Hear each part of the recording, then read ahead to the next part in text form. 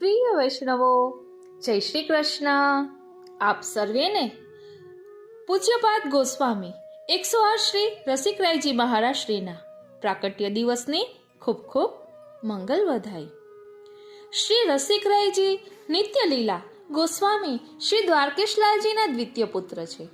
નાની વયમાં જ આપે શ્રી ઉદ્ધવ શાસ્ત્રીજી પાસે સંસ્કૃતનો તથા શ્રી ઉદ્ધવલાલજી પાસે અંગ્રેજીનો અભ્યાસ કર્યો છે.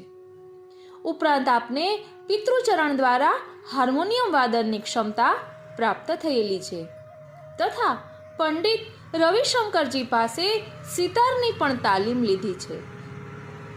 સેવા, શૃંગાર આદિ પ્રણાલિકાના સંસ્કાર તો પિતૃચરણ દ્વારા સંપાદિત થયેલા જ છે.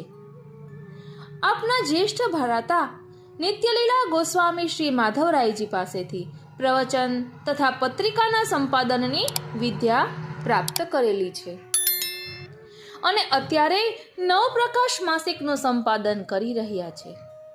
હવેલી સંગીતનો પણ આપે અભ્યાસ કર્યો છે. પ્રસંગોપાત આપના હાર્મોનિયમ વાદનની સાથે સાથે હવેલી સંગીતના કાર્યક્રમો પણ થાય છે. સંગીત સાધના, સરળ સ્વભાવ, મળતાવડાપણું, કલાવિદો પ્રત્યે અત્યંત આદર ધરાવનાર, સચોટ વક્તા, સફળ સંપાદક, આ બધા ઉત્કૃષ્ટ ગુણો એકી સાથે હોવા છતાં અણુ માત્ર પણ અહંકાર નહીં, આવા વિશેષ વ્યક્તિત્વનો નિકટ રહેનારા અનુભવ કરે છે. આપનો પ્રાકટ્ય દિવસ સંવત 2000માં માક્ષરવદ દસમને દિવસે પોરબંદરમાં થયો હતો. આપ સર્વેને શ્રી રસિકરાયજીના પ્રાકટ્ય દિવસની ખૂબ ખૂબ મંગલ વધાઈ. વાલા વૈષ્ણવો, જેવી રીતે ઠાકોરજી માટે કહેવાય છે ભક્ત મનોરથ પૂરકાય નમઃ, શ્રી વલ્લભ પ્રભુ માટે કહેવાય છે ભક્ત ઈચ્છા પૂરકાય નમઃ, એવી જ રીતે વલ્લભ સાખીમાં શ્રી હરિરાય મહાપ્રભુજીએ કહ્યું છે ને કે વલ્લભ કુલ મેં સબહી એક સ્વરૂપ, છોટો બડો ના જાનીએ સબહી અગ્નિ સ્વરૂપ. એટલે જેવી રીતે ભક્તોના મનોરથ પૂર્ણ કરનારા શ્રી મહાપ્રભુજી છે, એવી જ રીતે શ્રી રસિકરાયજીનું દિવ્ય ચરિત્ર આપણે સમજીશું. આપણે જેવો મનોરથ લઈને ગયા હોઈએ ને એ મનોરથ આપણા પૂર્ણ કરે જ છે. એક વૈષ્ણવે મનમાં મનોરથ કર્યો હતો કે મારા ગુરુદેવ પાસે, એટલે એમના ગુરુદેવ રસિકરાયજી છે, એમની પાસે કેટલા બધા પુસ્તકો બિરાજે. હવેલીએ જતા હોઈએ, દંડવત ચરણ સ્પર્શ કરતા હોઈએ તો મનમાં એવો મનોરથ હતો કે આટલા બધા પુસ્તકો બિરાજે છે, એકાદું પુસ્તક મને રાજી ખુશીથી પધરાવે તો એવી રીતે એક વૈષ્ણવને રસિકરાયજીએ એના મનની વાત જાણી પોતાના પ્રવચનનું મન પ્રબોધ ગ્રંથ પધરાવ્યું હતું. એટલે આ પ્રકટ પ્રમાણ આપે છે કે ભક્તના મનોરથ પૂર્ણ કરનારા આપ છે. શ્રી મહાપ્રભુજીના પ્રાકટ્ય ઉત્સવ પર આપશ્રીના વચનામૃતનું ખૂબ સુંદર સંકલન છે. તે વચનામૃત આપણે લઈશું અને સાથે સાથે અહીં કહ્યું ને કે જેવી રીતે શ્રી ગુસાઈજી ગીત સંગીતના સાગર છે, એવી રીતે રસિકરાયજી પણ હવેલી સંગીતમાં, સંગીત કલામાં પારંગત છે. તો શ્રી ગુસાઈજીને ગીત સંગીત સાગર કહ્યા છે, એ ગુણોનું થોડુંક ભાવદર્શન કરીશું.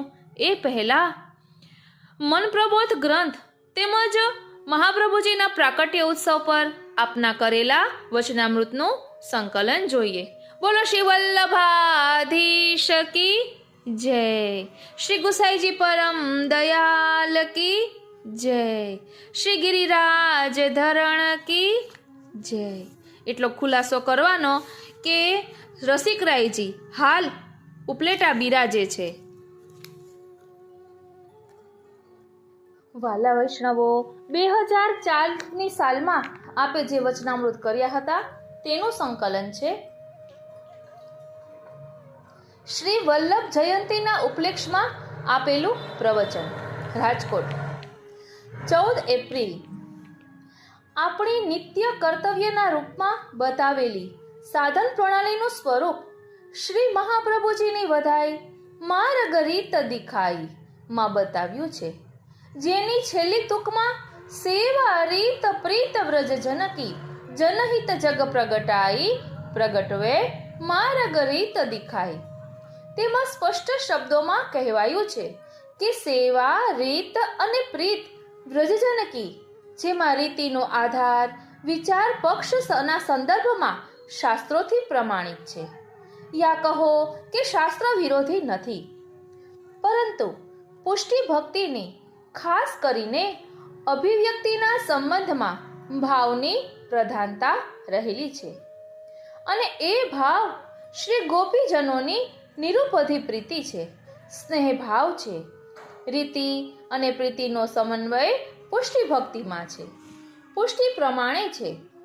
આ પ્રણાલિકા આપણને બતાવતા પૂર્વે, એટલે કે સંપ્રદાય પ્રગટ કરતા પહેલા શ્રી મહાપ્રભુજીને જીવો પ્રત્યે ચિંતા થઈ, અને એ કરુણાથી શ્રી ગોકુલંદે પ્રભુ પ્રગટ થયા. પશ્ચાત લાંબો વાર્તાલાપ થયો અને પછી પ્રણાલી પુષ્ટિ સાધન પ્રગટ થયું. બધા સંશયોનું સમાધાન પ્રભુ પાસેથી પ્રાપ્ત કરીને પ્રભુના વચનામૃતિથી કૃપારસ ભરપૂર હૃદય વડે સંપ્રદાય, આચાર વિચાર અને ભાવની ત્રિપુટીનો વિકાસ થાય એવી પ્રણાલી કે જે જીવવાની એક ભક્તિમય પ્રણાલી છે. એ સિવાય બીજી બધી ચાલી આવતી પ્રણાલીમાં દેશ, કાલ આદિ 6 અપેક્ષિત વસ્તુઓ દૂષિત થયેલ હોવાથી એ પ્રણાલીઓ કર્મકાંડના રૂપમાં તો પ્રવાહિત છે, પરંતુ પ્રયોજનની દ્રષ્ટિએ, એટલે કે યથાર્થ પ્રયોજનની વિપરીત અન્ય પ્રયોજનથી કરાતું કર્મ યા ધર્મ આચરણ એ ધર્મ આચરણ જ નથી. મિથ્યા આચાર્યોની જમાત ઊભી થયેલી હોય અને તેમના દ્વારા કામ અર્થે ભોગાર્થ વૃત્તિથી થતો ધર્મ, કર્મ યા ભક્તિ પણ પાખંડ છે. એ વાત સર્વ માર્ગેષુ નષ્ટેષુ કલૌચ ખલ ધર્મિણી. પાખંડ પ્રચુરે લોકે કૃષ્ણ એવ ગતિર્મમ. વિચાર આવે કે શ્રી કૃષ્ણ પોતાના નિજધામમાં બિરાજીને ઉદ્ધાર કરે તો જ થાય. આપણે તો કંઈ કરવાના નથી, કારણ કે શાસ્ત્રોમાં જે કરવાનું કહ્યું છે એ તો ક્રિયાના રૂપમાં કરીએ છીએ, પરંતુ તેની પાછળ જે વિશ્વાસ હોવો જોઈએ, જે શ્રદ્ધા હોવી જોઈએ, જે ભાવ હોવો જોઈએ, એ તો દૂર દૂર સુધી દ્રષ્ટિ કરીએ તો પણ શોધ્યો જડે નહીં. આવી જીવની સ્થિતિ જોઈને શ્રી મહાપ્રભુજીમાં જીવ પ્રત્યે કરુણા થાય અને એ હિસાબે ચિંતા થાય. એ સ્વાભાવિક છે. સાધારણ રીતે પુસ્તકોમાં એમ લખ્યું છે કે શ્રી મહાપ્રભુજીની ચિંતાથી પ્રભુ પ્રકટ થયા, પરંતુ પ્રભુ તો શ્રી મહાપ્રભુજીની જીવ પ્રત્યેની કરુણાથી પ્રકટ થયા. એ હકીકત સમજવી જોઈએ. ચિંતા તો આપણે સહુ રોજ કરીએ છીએ, પણ કાંઈ પ્રકટ થતું નથી. અહીં તો શ્રી મહાપ્રભુજીને એ વાતની ચિંતા થઈ કે પુષ્ટિમાં વર્ણીય જીવોનો ઉદ્ધાર જ્યારે જીવોની આવી સ્થિતિ હોય તો કેમ કરી શકાય? આ જીવોના ઉદ્ધારનો કોઈ રસ્તો ના મળે તો મારા જન્મ અને જીવનનું જે પ્રયોજન છે એ વ્યર્થ થઈ જાય. આપણું જીવન કેટલું બધું વ્યર્થ વસ્તુમાં અને વાતોમાં વેડફાઈ જાય છે. તેની આપણે ક્યારેય ચિંતા કરીએ છીએ? વેપારની ચિંતા કરીએ છીએ, માન અપમાન વિષયની ચિંતા હોય છે, ક્લેશ કોઈની સાથે થાય તેની ચિંતા. જીવોના કલ્યાણની વાત તો દૂર રહી, આપણું જન્મ અને જીવન કલ્યાણકારી કેમ બને એની ચિંતા નથી કરતા, ઉપરાંત એનો વસવસો પણ નથી કરતા. જીવન આ રીતે વેડફાઈ રહ્યું છે. શ્રી મહાપ્રભુજીની ચિંતા સહજ છે કે ભગવાને મને જે કાર્ય કરવાને માટે ભૂતલ પર મોકલ્યા છે એ શક્ય ત્યારે બને જ્યારે પ્રભુ ઉદ્ધાર કરવા માંગે. પરંતુ જીવ પોતાનો ઉદ્ધાર કરવા માંગતો હોય તો બધા પ્રયત્નો નિષ્ફળ થઈ જાય. પ્રોફેસર બનવાની લાયકાત હોય, સ્વરૂપ યોગ્યતા હોય તો પણ કોઈ સંસ્થા, કોલેજ માટે તેણે પોતાની યોગ્યતાનો પ્રમાણ તો સિદ્ધ કરવું જોઈએ.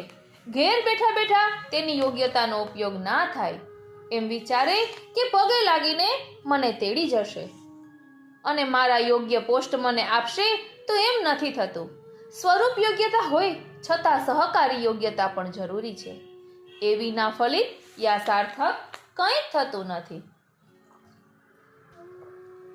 તો એક તો યોગ્યતા પ્રભુએ કૃપા કરીને પુષ્ટિ માર્ગમાં વરણ કરીને આપી, અને ગુરુ શ્રી મહાપ્રભુજીની કરુણા કૃપાની કદર તો જેટલી આપણી બુદ્ધિ વિચારી શકતી હોય એટલી થાય છે, એટલે કે યત્કિંચિત થાય છે. કદર કરવાની બુદ્ધિમાં સહકારી યોગ્યતા ન હોય અને પોતાનો ઉદ્ધાર થાય એવી ઈચ્છા ઉત્કંઠા ન હોય તો પછી ઉદ્ધાર કેમ થાય? આ રીતે જોતા શ્રી મહાપ્રભુજીની ચિંતા એકદમ સ્વાભાવિક છે. પછી પ્રભુએ પ્રકટ થઈને શ્રી મહાપ્રભુજીને આજ્ઞા કરી કે જે આપણે સિદ્ધાંત રહસ્ય ગ્રંથમાં જોઈ શકીએ છીએ, આ ગ્રંથ પર પર્વતી આચાર્યોની 11 જેટલી ટીકાઓ પ્રાપ્ત થાય છે. આપણે જાણીએ છીએ કે પવિત્ર એકાદશીની મધ્યરાત્રિએ પ્રભુ પ્રકટ થયા અને શ્રી મહાપ્રભુજી સાથે વાર્તાલાપ થયો. એ સંવાદના આધારે પ્રભુની કૃપા બળ પર અવલંબિત માર્ગ પુષ્ટિ સંપ્રદાય પ્રકટ કર્યો.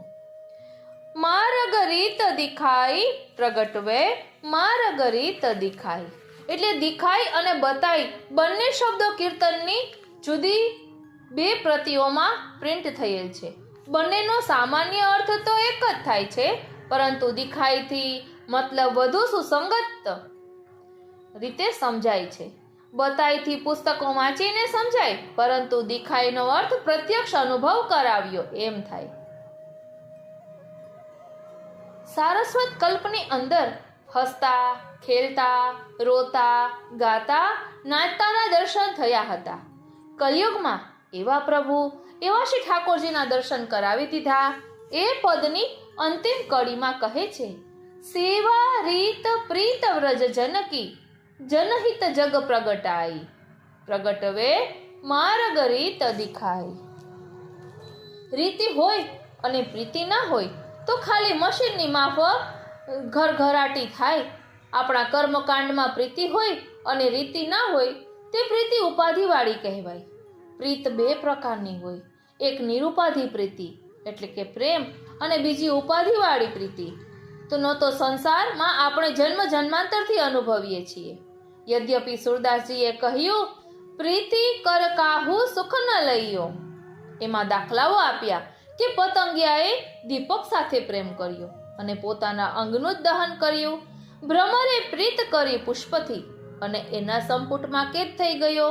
હરણે સંગીત સાથે પ્રીત કરી અને શિકારીના બાણથી પોતાના પ્રાણ ત્યાગી દીધા. પછી ગોપીન પ્રીત કરી ગોવિંદસો તો શું થયું? સૂરદાસ સ્વામી બિછુરે નયનન નીર વહ્યો. શું પ્રેમ રોવા માટે જ છે? યદ્યપિ આ પદમાં પ્રીતિથી સુખ નથી મળતું, માટે તેનાથી દૂર રહો એમ અર્થ નથી, પરંતુ વ્યંગ છે કે વિરહ અવસ્થાની પરાકાષ્ઠામાં જ્યારે ધૈર્ય જવાબ આપી દે છે ત્યારે આવા ઉદ્ગારો પ્રેમી ભક્તના હૃદયમાંથી પ્રગટ થાય છે. સંદેશ આ પદમાં એમ છે કે વિરહીને જીરવી ન શકતા હોય તેને પ્રીતિ પચાવવી અઘરી જ નહીં, અસંભવ છે. પ્રીતિની પીછાણ થતી હોય અને જીરવી શકાતું હોય તો એ રસ્તો લેવો, સહન કરવાની સંપૂર્ણ શક્તિ હોય તો જ પ્રીતિ કરજો. ખાલી લાડવા જ ખાવાના મળે એટલું જ નથી. એ રીતે સેવા રીત પ્રીત વ્રજ જનકી જનહિત જગ પ્રગટાઈ. રીતિ તો આપણે શીખી શકીએ પુસ્તકો દ્વારા, અનુભવી જૂના જે હોય તેમની પાસેથી રીતિ જાણી શકાય, પરંતુ પ્રીતિ શીખવા ક્યાં જવું?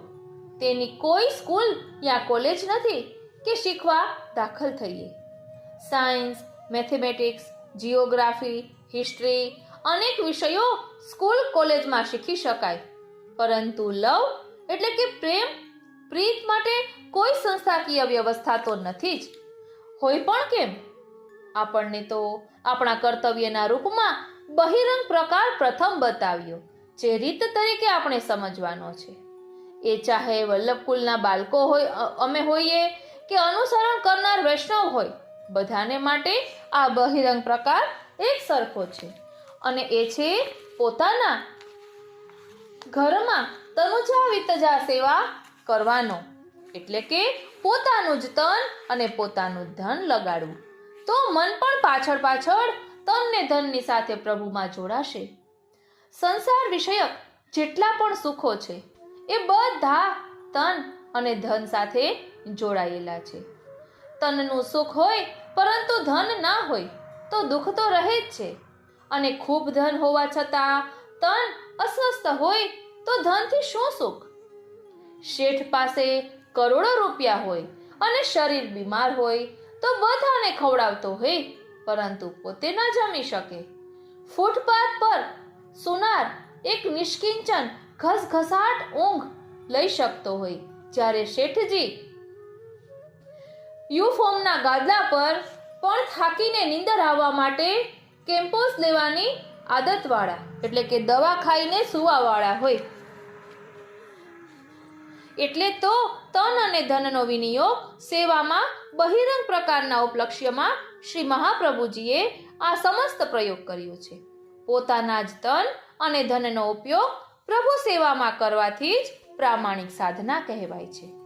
અન્ય ક્ષેત્રોમાં બધું 2 નંબરનું ચાલે છે. રાજનીતિનું યા સામાજિક ક્ષેત્ર હોય, અરે કૌટુંબિક જીવનમાં પણ ખોટું સાચું ચલાવતા હોય. રાજનીતિમાં તો વધુ ખોટું બોલવું વગેરે સંમિલિત સ્વાભાવિક છે. આપણે આપણી આજુબાજુની દુનિયામાં જોઈએ છીએ કે વ્યક્તિઓ દોહેલું ચરિત્ર ભજવતા હોય છે. કોઈ આવે તો તેની સામે તેના વખાણ કરે, સરાહના કરે અને જેવા તે જાય પછી તેની નિંદા થાય.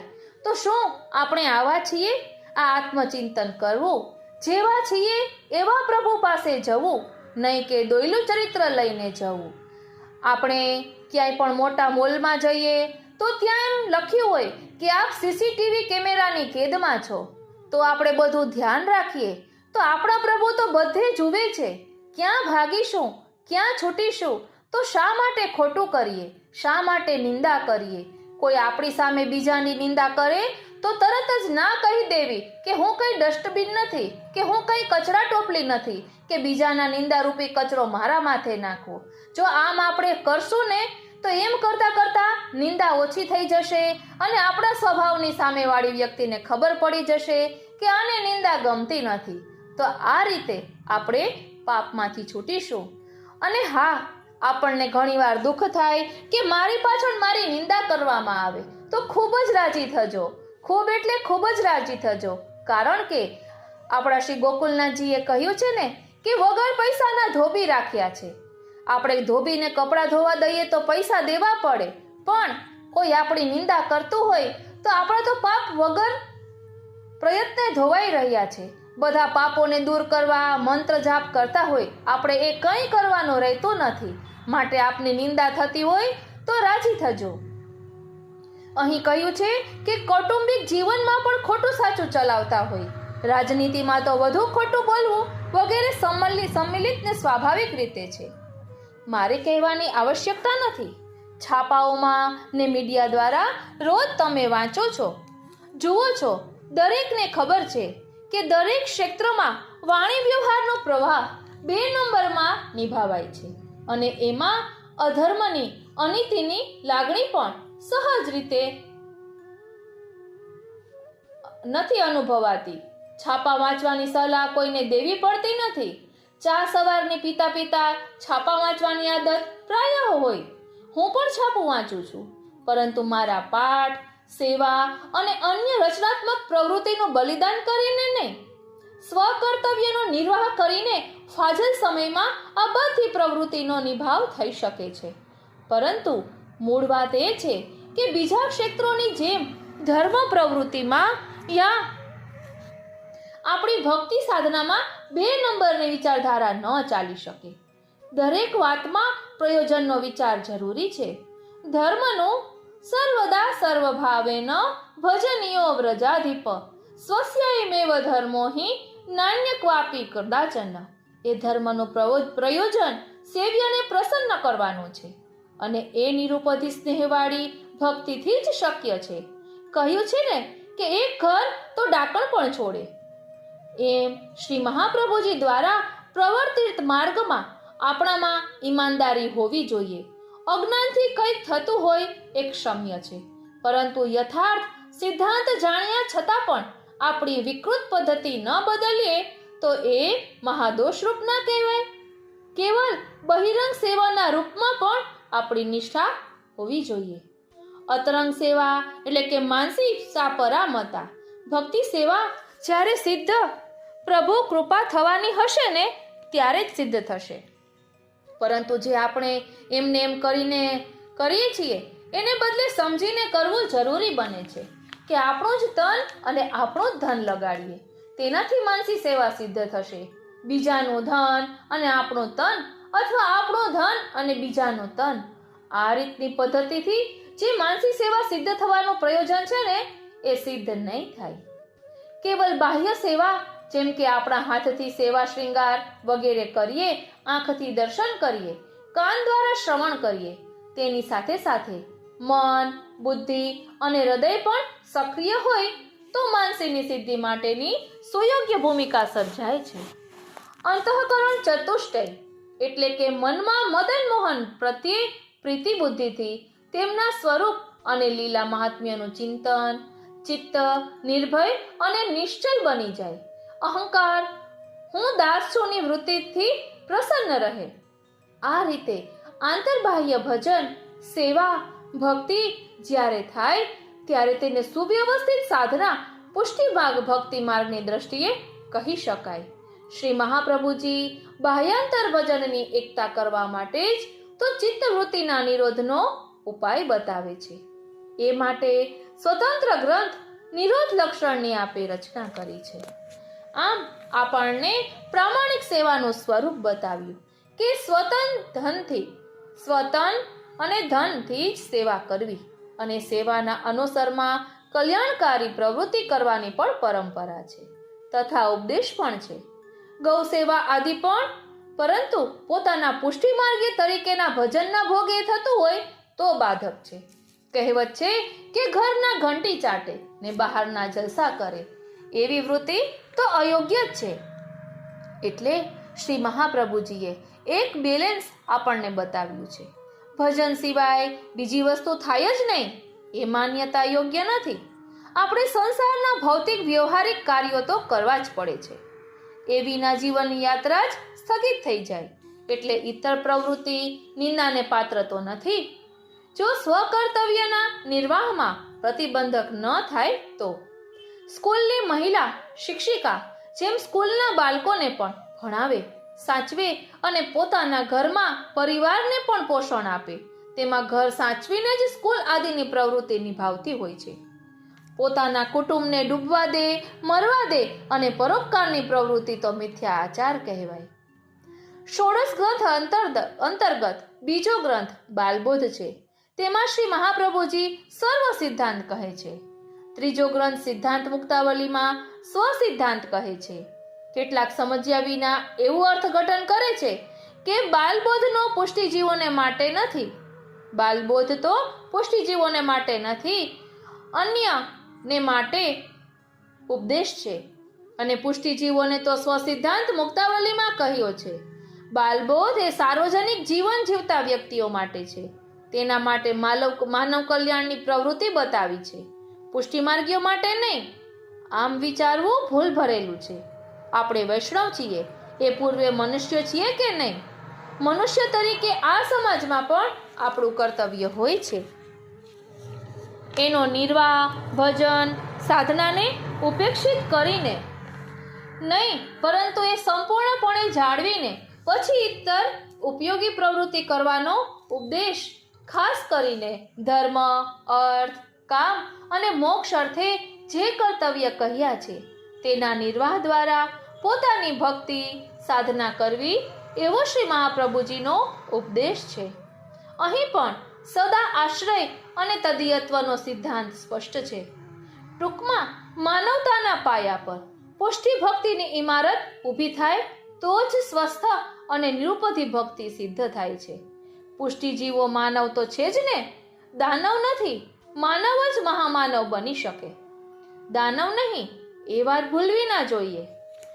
માનવ તરીકેના આપણા કર્તવ્યને બતાવી પછી શ્રી મહાપ્રભુજી પુષ્ટિ વૈષ્ણવ તરીકેનું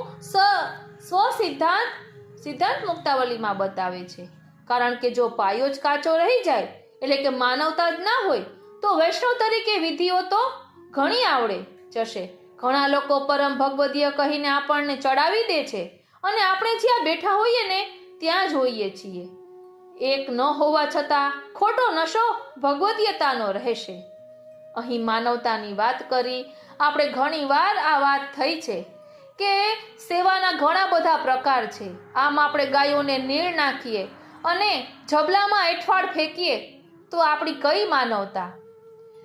ગાયમાં કેટલા દેવતા બિરાજે છે, એ છતાં એવું કંઈ પણ ન વિચારીએ તો પણ એક જીવ છે, તો તેને તકલીફ થાય એ આપણાથી કેમ કરી શકાય? એ વાતનું આપણે ખાસ ધ્યાન રાખવું જોઈએ. માનવતા વિશે નિત્ય લીલા પૂજ્યપાદ ગોસ્વામી શ્રી ચંદ્રગોપાલ બાવાશ્રીએ પણ ઘણું બધું સમજાવ્યું છે કે માનવતાના લક્ષણો ક્યાં છે, માનવનું કર્તવ્ય શું છે, ગૌ સેવાને પ્રાધાન્યતા શા માટે આપી છે, ગૌ સેવાનો શું પ્રકાર છે. ફક્ત ગાયોને ખવડાવવું એટલા પૂરતી ગૌ સેવા સીમિત નથી, પણ ગાયોને ન મારવી, તેને નુકસાન ન પહોંચાડવું, તેનું ધ્યાન રાખવું એ પણ ગૌ સેવાનો જ એક પ્રકાર છે. અહીં કહે છે કે પહેલા માનવતા જરૂરી છે. જેમાં અજ્ઞાન અને અહંકાર જ વિકસિત થાય એ ચૌબેજીએ ખૂબ જ ભાંગ લઈ લીધી હતી. એટલે અહીં એક ઉદાહરણ દ્વારા સમજાવે છે કે એક ચોબેજીએ ખૂબ ભાંગ લઈ લીધી હતી અને નાવમાં બેસીને ગોકુલ જવાના હતા. આખી રાત હલેસા માર્યા અને સવારે નશો ઢીલો પડ્યો ત્યારે ખબર પડી કે નાવ તો ખૂંટીએ જ બાંધેલી હતી. આટલા બધા હલેસા મારવાની મહેનત પાણીમાં ગઈ. તો એક વાત સમજી લેજો કે માનવતાની નાવ પર ભક્તિનું ભવન ઊભું થયું નહીં હોય તો ખરેખર આપણામાં ક્યારેક દાનવતા પ્રગટ થઈ જશે. ત્યારે બહારના ઇતર લોકો આપણા લક્ષણ જોઈને કહેશે કે પુષ્ટિ માર્ગીઓ માનવ નથી પરંતુ દાનવ છે. આવું કલંક લાગી જશે. ઇતર લોકોની એટલે કે અત્યારના સમયમાં આપણા ધર્મ આચાર્યો, અનુયાયીઓ પ્રત્યે બહુ આદર બુદ્ધિ દેખાતી નથી. એનું કારણ જ એ છે કે માનવતાનો વિચાર જ કર્યો નથી. માનવતાના ગુણો, નીતિ જગાડવાનો વિચાર કર્યા વિના એમને એમ બ્રહ્મ સંબંધ લીધા પછી એમ સમજ્યા કે હવે દાઈનો ઘોડો છૂટો. આથી આપણે કેટલું નુકસાન સહન કરવું પડે છે. આ તો ભગવત સેવા કરવી અને નિમિત્તતા જીવનમાં હોવી આપણા હિતની વાત છે. સુખની વાતો કરનાર તો ઘણા હોય છે, પણ હિતની વાત તો શ્રી મહાપ્રભુજી અને તેમની કૃપાથી ભગવદીય થયેલા મહાનુભાવો કરતા હોય છે. આપણો સ્વભાવ એવો થઈ ગયો છે કે હિતની વાત સાંભળવી ગમે નહીં. દુર્યોધનને કેટલા ઋષિ મુનિઓ સમજાવવા ગયા હતા. ભગવાન શ્રી કૃષ્ણ પણ પાંડવો સાથે સંધિ કરવાનો પ્રસ્તાવ લઈને પધાર્યા હતા.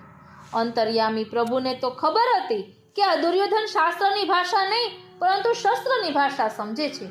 છતાંય ભગવાને વિચાર્યું કે મારા પર કલંક લાગશે કે ભગવાને લડાઈ કરાવી. રોકવાનો પ્રયત્ન કર્યો નહીં, એટલે પોતે પધાર્યા. પરંતુ કૌરવોનું પાણી તો હલ્યું નહીં. ત્યાં દુર્યોધન, દુશાસન, શકુની અને કર્ણની ચાંડાલ ચોકડીએ વિચાર્યું કે શ્રી કૃષ્ણને કેદમાં નાખી દઈએ તો પાંડવો નિર્બલ બની જાય અને લડાઈના મેદાનમાંથી ઊભી પૂંછડીએ ભાગી જાય. ભગવાનને રિપોર્ટ મળી ગયા. યાદવ, ગુપ્તચર, સાત્યકી પાસેથી આ લોકો તમને કેદ કરવાની યોજના વિચારી રહ્યા છે. ત્યારે પોતાનું વિરાટ રૂપ પ્રગટ કર્યું.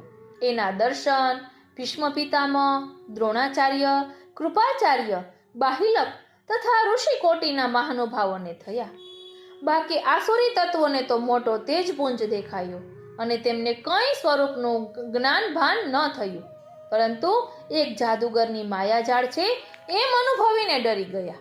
શ્રી કૃષ્ણ તો સાક્ષાત ભગવાન છે એમ ના સમજાવ્યું, અનુભવ કરાવ્યો તો પણ દુર્યોધનને સમજ આવી નહીં.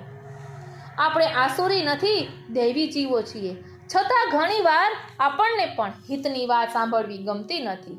આપણી સંસાર આસક્તિમાં શ્રી મહાપ્રભુજીનો સિદ્ધાંત ડિસ્ટર્બ કરતો લાગે, ખલેલ પહોંચાડતો લાગે, ત્યારે કન્ફ્યુઝન થઈ જાય, ગભરામણ થવા લાગે અને બહાનું કાઢીએ છટકવાનું કે આપણે ક્યાં ભગવદીય છીએ, સાધારણ જીવ છીએ અને જીવ તો દોષોથી ભરેલો છે, વગેરે વગેરે. શ્રી મહાપ્રભુજી બંધુઓ ક્યાંય નથી કહેતા કે પત્નીને છોડી દો, નથી કહેતા કે દુકાન યા નોકરી પર ન જાઓ, જે કરતા હોય એ કરો, પરંતુ મુખ્ય ધ્યેય અથવા લક્ષ્ય યા કર્તવ્યને છોડીને નહીં. આ શરત ભગવાન શ્રી કૃષ્ણે ગીતાજીમાં મૂકી. એ શ્રી મહાપ્રભુજી ઉપદેશે છે.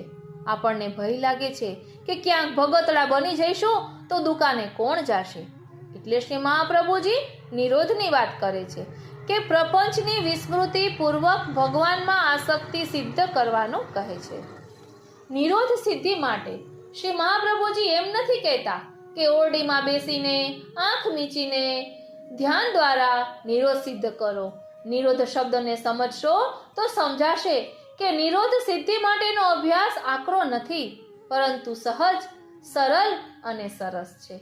નિરોધની વ્યાખ્યા જે કરી એ વાંચી લઈએ છીએ, પરંતુ અંદરથી વિચાર આવે છે કે શ્રી મહાપ્રભુજી શું કહેવા માંગે છે. એક શબ્દ છે રોધ, અને તેમાં નિશબ્દ જોડતા નિરોધ થાય. રોધ એટલે સંસારમાં મન જતું રોકવું, અને નિરોધ એટલે સંસારમાંથી મન હટાવીને પ્રભુમાં રોકવું, પ્રભુમાં લગાડવું. વિશેષ પ્રકારે પ્રભુમાં મનને રોકવું એ આપણો નિરોધ છે. સેવા, સ્મરણ, શ્રવણ વગેરેમાં ચિત્ત જેમ જેમ નિરુદ્ધ થતું જાય તેમ તેની સંસારાસક્તિ નબળી પડતા સાવ દૂર થઈ જાય એવી ભજન સાધના આપણી છે. બોલો શ્રી વલ્લભાધીશ કી જય. હવે ગોકુલનંદજીના સેવક કવિવર શ્રી ગોપાલદાસજી વ્યારાવાળાએ મન પ્રબોધ નામનો ગ્રંથ લખ્યો છે. એમનું વિવેચન પૂજ્યપાદ ગોસ્વામી 108 શ્રી રસિકરાયજીએ કરેલું છે.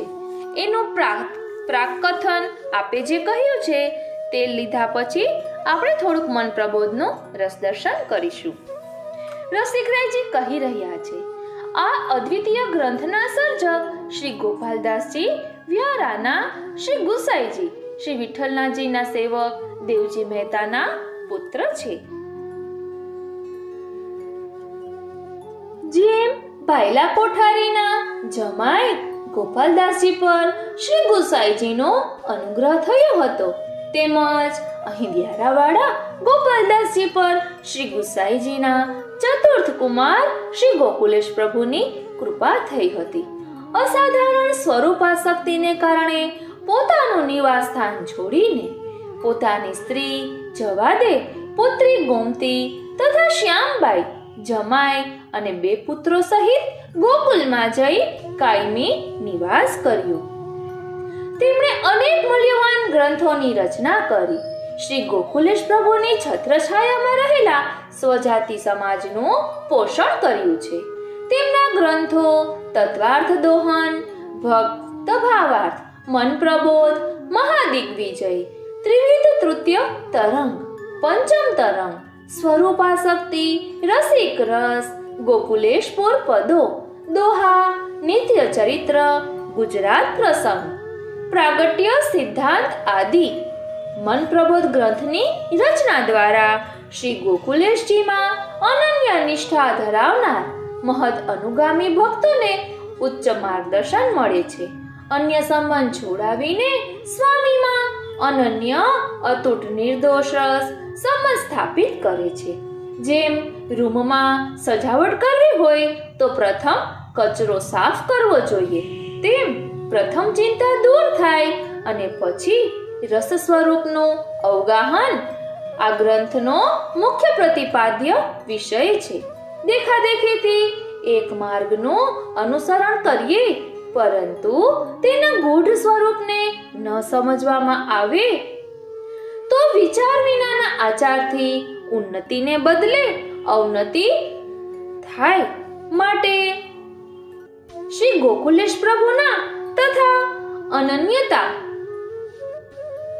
ના સ્વરૂપને સમજવું અતિ આવશ્યક છે. આ ગ્રંથ દ્વારા સ્વકીય સમાજ લાભાન્વિત થાય એ માટે આ ગ્રંથનું વિવેચન કરવાથી પ્રેરણા ઘણા સમયથી થતી હતી. પૂજ્ય પિતાજી શ્રી દ્વારકેશલાલજીના સંગી શ્રી યશવંતરાય બક્ષી દ્વારા પ્રોત્સાહન મળતા તથા શ્રી પ્રેમલાલ મેવચા એવં શ્રી જયંતીલાલ રાજાણીનો ઉત્સાહપૂર્વકના સહયોગથી આ કાર્યને વિશેષ વેગ મળ્યો. સિદ્ધાંતને ન સમજવાને કારણે ઘણી જ ભ્રામક ધારણાઓ અને અમુક પ્રકારના વ્યક્તિગત હઠાગ્રહને કારણે સાચો રસ્તો મળ્યા છતાં પણ ફળ પ્રાપ્તિ થતી નથી. આ ગ્રંથના મનન વડે આવી અનેક ભ્રાંતિઓ દૂર થશે અને સમાજ પોતાના કર્તવ્ય પ્રત્યે વિશેષ સજાગ થશે. તો આ પુસ્તકના પ્રકાશનની સાર્થકતા સિદ્ધ થશે. નિત્ય સત્સંગમાં ઉપયોગી થાય એ માટે વિવેચનને ખૂબ જ સરળ બનાવ્યું છે. પૂજ્ય શ્રી માધવરાયજીએ ઉત્તમ ભૂમિકા લખી છે. ઉપરાંત આદ્યોપાંત આ વિવેચનનું અવલોકન કરીને જરૂરી સૂચનો આપીને આ કાર્ય વધુ સમૃદ્ધ બનાવ્યું છે. આ રીતે નામ સેવામાં મારી અલ્પમતીથી લખેલ આ વિવેચનમાં કંઈ ક્ષતિ રહી જવા પામી હોય તો ક્ષમા યાચના. ગોસ્વામી શ્રી રસિકરાયજીના. જય જય શ્રી ગોકુલેશ. પ્રભુ કૃપાથી ગુરુ કૃપાથી શ્રી રસિકરાયજીએ વિવેચન કરેલું આ મન પ્રબોધનું પુસ્તક એમના દ્વારા જ ભેટમાં પ્રાપ્ત થયું છે. હવે આપણે મન પ્રબોધનું થોડુંક રસદર્શન કરીએ અને જો આપને એવું લાગે કે આનાથી અંતરશુદ્ધિ થઈ રહી છે અને વધુ જાણવાની ઉત્કંઠા થાય તો કોમેન્ટ બોક્સમાં જરૂરથી જણાવશો. શ્રી ગોકુલેશો જયતી મન પ્રબોધ મહદભક્ત શ્રી ગોપાલદાસજી વ્યારાવાળાએ સ્વકીય ભક્તોનો અંતરાય દૂર થાય એ માટે મન પ્રબોધ ગ્રંથની રચના કરી. દોહાના રૂપમાં મહદ માર્ગ રૂપી સાગરને સમેટીને અનન્યતાના માર્ગના પથિકોનો પરમ ઉપકાર કર્યો છે. ગ્રંથનું રહસ્ય અગાધ છે. મારી અલ્પમતીથી ગુજરાતી વિવેચન કરવાનું સાહસ કર્યું છે. સુગ્ન વાચક આમાં રહેલી શક્તિ તરફ ધ્યાન દોરે એવી વિજ્ઞપ્તિ સાથે પરમ રસ સ્વરૂપ શ્રી રમણ પ્રભુના ચરણારવિંદમાં કોટી કોટી વંદન કરી પિતૃચરણ શ્રી દ્વારકેશલાલજી મહારાજની પ્રસન્નતા મારા પર ઉતરી આવે એવા ઉદાત્ત હેતુથી આ ગ્રંથનો અલૌકિક અર્થ વિવેચનના સાથે પ્રસ્તુત કરી રહ્યો છું. પ્રથમ 13 દોહા વડે ગ્રંથ રચવાનું પ્રયોજન અને ફલશ્રુતિ બતાવીને પછી 58 તૂક કવિતથી ગ્રંથની રચના કરી છે. પ્રથમ મંગલાચરણ કર્યું છે. પ્રથમે નમન કરી નવકુંવર શ્રી ગોકુલેશ રસરાસ મમ ચિંતા ચૂરો ચતુર પૂરો મન કી આશ. ગ્રંથના આરંભમાં પોતાના પ્રાણ પ્રેષ્ઠ પરમ રસાત્મક સ્વરૂપને નમન કરે છે. આપણે પણ નમન કરીએ. ગ્રંથની નિર્વિઘ્ન સમાપ્તિ માટે મંગલાચરણ કરવાનો શિષ્ટાચાર છે. પરંતુ અહીં ગોપાલદાસજી કેવળ શિષ્ટાચાર માત્ર જ નથી કરતા, પરંતુ અધિકારી જીવોને વિશેષ બોધ થાય અને રસિકતાનો આવિર્ભાવ થાય એ માટે સ્વરૂપની સ્મૃતિ કરતા પોતાના ભાવના સ્વરૂપની સ્મૃતિ થતા સહજ નમન કરવાની લાગણી પ્રગટ થઈ છે. પછી કહ્યું, નવકુંવર શ્રી ગોકુલેશ પ્રભુ જે સદા નૂતન સુકુમાર જેમના સર્વે અવયવો છે, જેમ દીન દુલ્હે મેરો કુંવર કનૈયામાં ગદાધર દાસજીએ નિત્ય નૂતન સ્વરૂપનું વર્ણન કર્યું છે, તેમ અહીં પ્રાણોથી પણ અધિક પ્રિય સહજ સૌંદર્યને ધારણ કરનાર શ્રી ગોકુલપતિનું સ્વરૂપ પણ નિત્ય નૂતન છે. અહીં કુંવર કહેવાથી એમ શંકા થાય કે કુમાર હોવાથી રસમાં નિપુણ કેમ હોત? તો કહે છે કે ગોકુલેશ રસરાસ ગોકુલ લોકવેદાતીત અક્ષરથી પર મૂળ રસાત્મક ધામ છે અને તેમાં વસતા નિસાધન ભક્તોના ઇન્દ્રિય દેહ ઇત્યાદિના તેમના સર્વસ્વના સ્વામી પરમ ઐશ્વર્યવાન છે અને અપરિમિત રસના અથાહ સમુદ્ર છે, તેને હું નમન કરું છું. આપણે પણ નમન કરીએ. એમ કહીને નિજ સ્વામી પ્રત્યક્ષ બિરાજે છે એમ અનુભવ કરીને ઉત્તરાર્ધમાં કહે છે, મમ ચિંતા ચૂરો ચતુર પૂરો મન કી આશ. સામાન્ય જીવ તો અનેક પ્રકારની ચિંતા કરે છે. તેમની ચિંતા લૌકિક આસક્તિ અને કામનાને કારણે થાય છે, પરંતુ ઉત્તમ રસના અધિકારી મહદ ભક્તને તો ચિંતા કંઈ આસક્તિ આદિથી ઉત્પન્ન ન થાય, કારણ કે તેમને લૌકિક આસક્તિ હોતી જ નથી. તો એવા મહદ ભક્તને ચિંતા એ હોય છે કે જે સ્વરૂપનું નિત્ય અનુસંધાન રહેવું જોઈએ, જેમાં વિક્ષેપ આવે ત્યારે સ્વરૂપનો નિત્ય અનુસંધાન રહેતું નથી. ફરી એકવાર, જે સ્વરૂપનું નિત્ય અનુસંધાન રહેવું જોઈએ, જેમાં વિક્ષેપ આવે ત્યારે રસભાવની એકતાંતાની વિસ્મૃતિ થાય. એવે સમયે ભાવ શિથિલ થાય, એ સમયે ચિંતા થાય છે. લૌકિક જીવની સંપત્તિ ધન છે, જ્યારે અલૌકિક ભક્તની સંપત્તિ તેમનો રસભાવ છે. એ રસભાવમાં વિક્ષેપ આવે ત્યારે ચિંતા થાય છે. એ ચિંતાનો સમૂળ નાશ કરવામાં શ્રી ગોકુલપતિ જ સમર્થ છે. પરમ ચતુર છે, માટે એમને વિજ્ઞપ્તિ કરે છે કે મારી ચિંતાનો નાશ કરો અને મારી અલૌકિક આશા પૂર્ણ કરો. અહીં આશા પૂર્ણ કરવાની જે વિનંતી છે, તેથી વિચાર થાય છે કે શ્રી ગોપાલદાસજીને એવી કઈ અભિલાષા યા આશા છે કે જે પૂર્ણ કરવા માટે શ્રી ઠાકોરજી પાસે વિજ્ઞાપન કરી રહ્યા છે. તો બીજા દોહામાં કહે છે કે આશા એક તુમ દરસ કી પરમ પરમ સુખ રૂપ.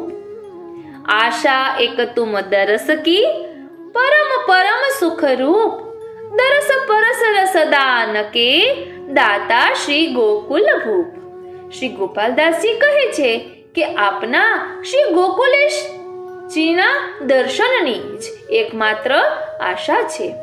આપનો સ્પર્શ તો પરમ સુખરૂપ છે અને આપ તો દરસ પરસ અને રસદાનના દાતા છો, પરંતુ અમે તો કેવલ દર્શનની અભિલાષા રાખીએ છીએ.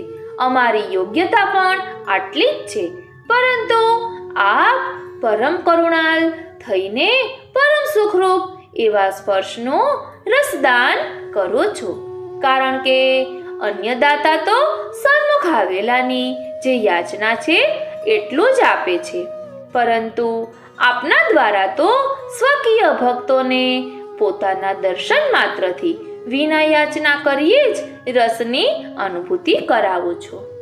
ગોકુલ ભૂપ કહેવાનો આશય ભક્તોની સર્વ ઇન્દ્રિયોના પતિ અર્થાત રક્ષણ કરનાર છો. એટલે કે સ્વકીયની ઇન્દ્રિયોનો લૌકિક વિષયનું આકર્ષણ નાશ થાય અને અલૌકિક રસને પ્રાપ્ત કરવાની યોગ્યતા થાય. આપના સ્વરૂપમાં અનન્ય આસક્તિ થવાથી ભક્તો પરમ નિર્દોષપણાને જ નહીં, પરંતુ રસરૂપતા પ્રાપ્ત કરે છે. આ પ્રમાણે શ્રી ગોપાલદાસજીએ પરમ રસિક શિરોમણી શ્રી ગોકુલપતિના સ્વરૂપનું પ્રતિપાદન કર્યું છે. यह अभिलाषा मन रहे कही कौन पे जाय, जीवन धन संपत्ति सुखद मेरे श्री गोकुल राय.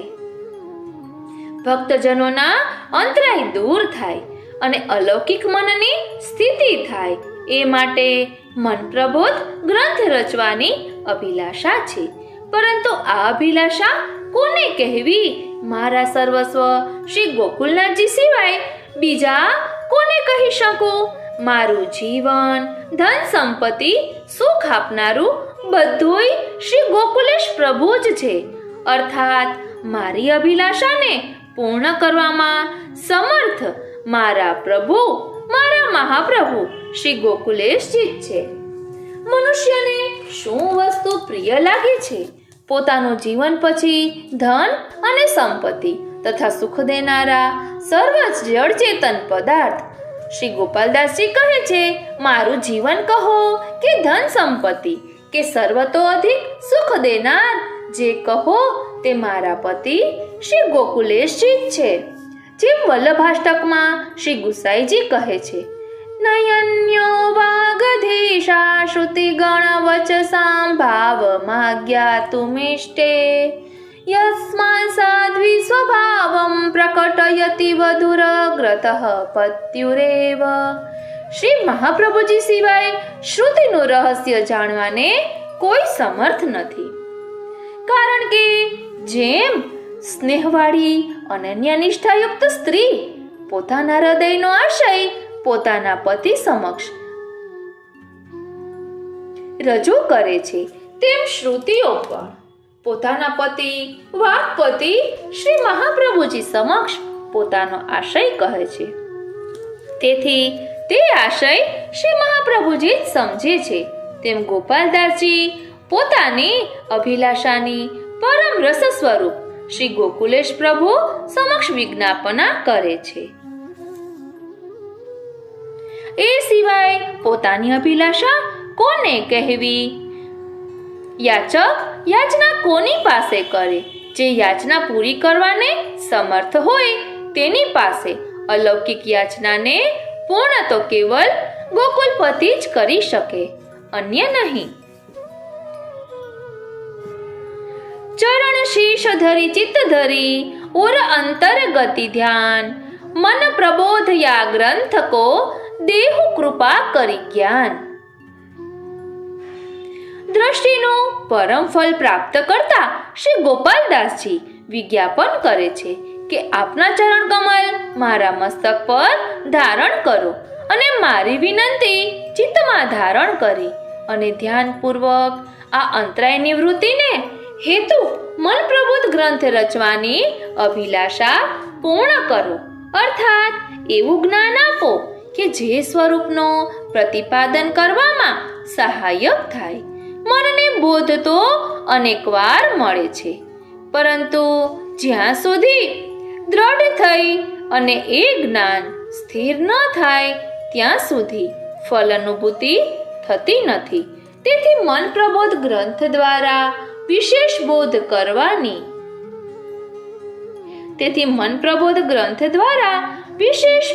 કરવાની આવશ્યકતા હોવાથી આ ગ્રંથ રચવા માટે હૃદયમાં આપ બિરાજીને પ્રકાશ કરો. ચરણ શીશ પર ધરવાની વિજ્ઞાપના એ સૂચવે છે કે સ્વરૂપમાં દ્રઢ નિષ્ઠા છે અને વિશ્વાસ હોવાથી આપના ચરણ કમલ અમને અભય આપે છે. આ સ્વરૂપમાંથી અમારું મન ક્યારેય પણ ડગે નહીં. પોતાનો છે એમ માનો. અપનાયતનો અનુભવ કૃપા કરીને કરાવો. આ પ્રમાણે રસપાગી ગોપાલદાસજી મનોહાર કરીને આપને સાંભળવું પ્રિય લાગે એ રીતે પોતાના સ્વામી પાસે યાચના કરે છે. સ્વરૂપ રસની અનુભૂતિમાં અંતરાય રૂપ ચિંતા જ્યાં સુધી દૂર ન થાય ત્યાં સુધી અંતરાય રહે માટે ચિંતાની પ્રબલતા બતાવે છે. સબકતે ચિંતા અતિ પ્રબલ તાતે પ્રબલ સ્વભાવ ઉભય ઉગ્ર કો વિજય કરી વંદો મૃદુ જુગ પાય.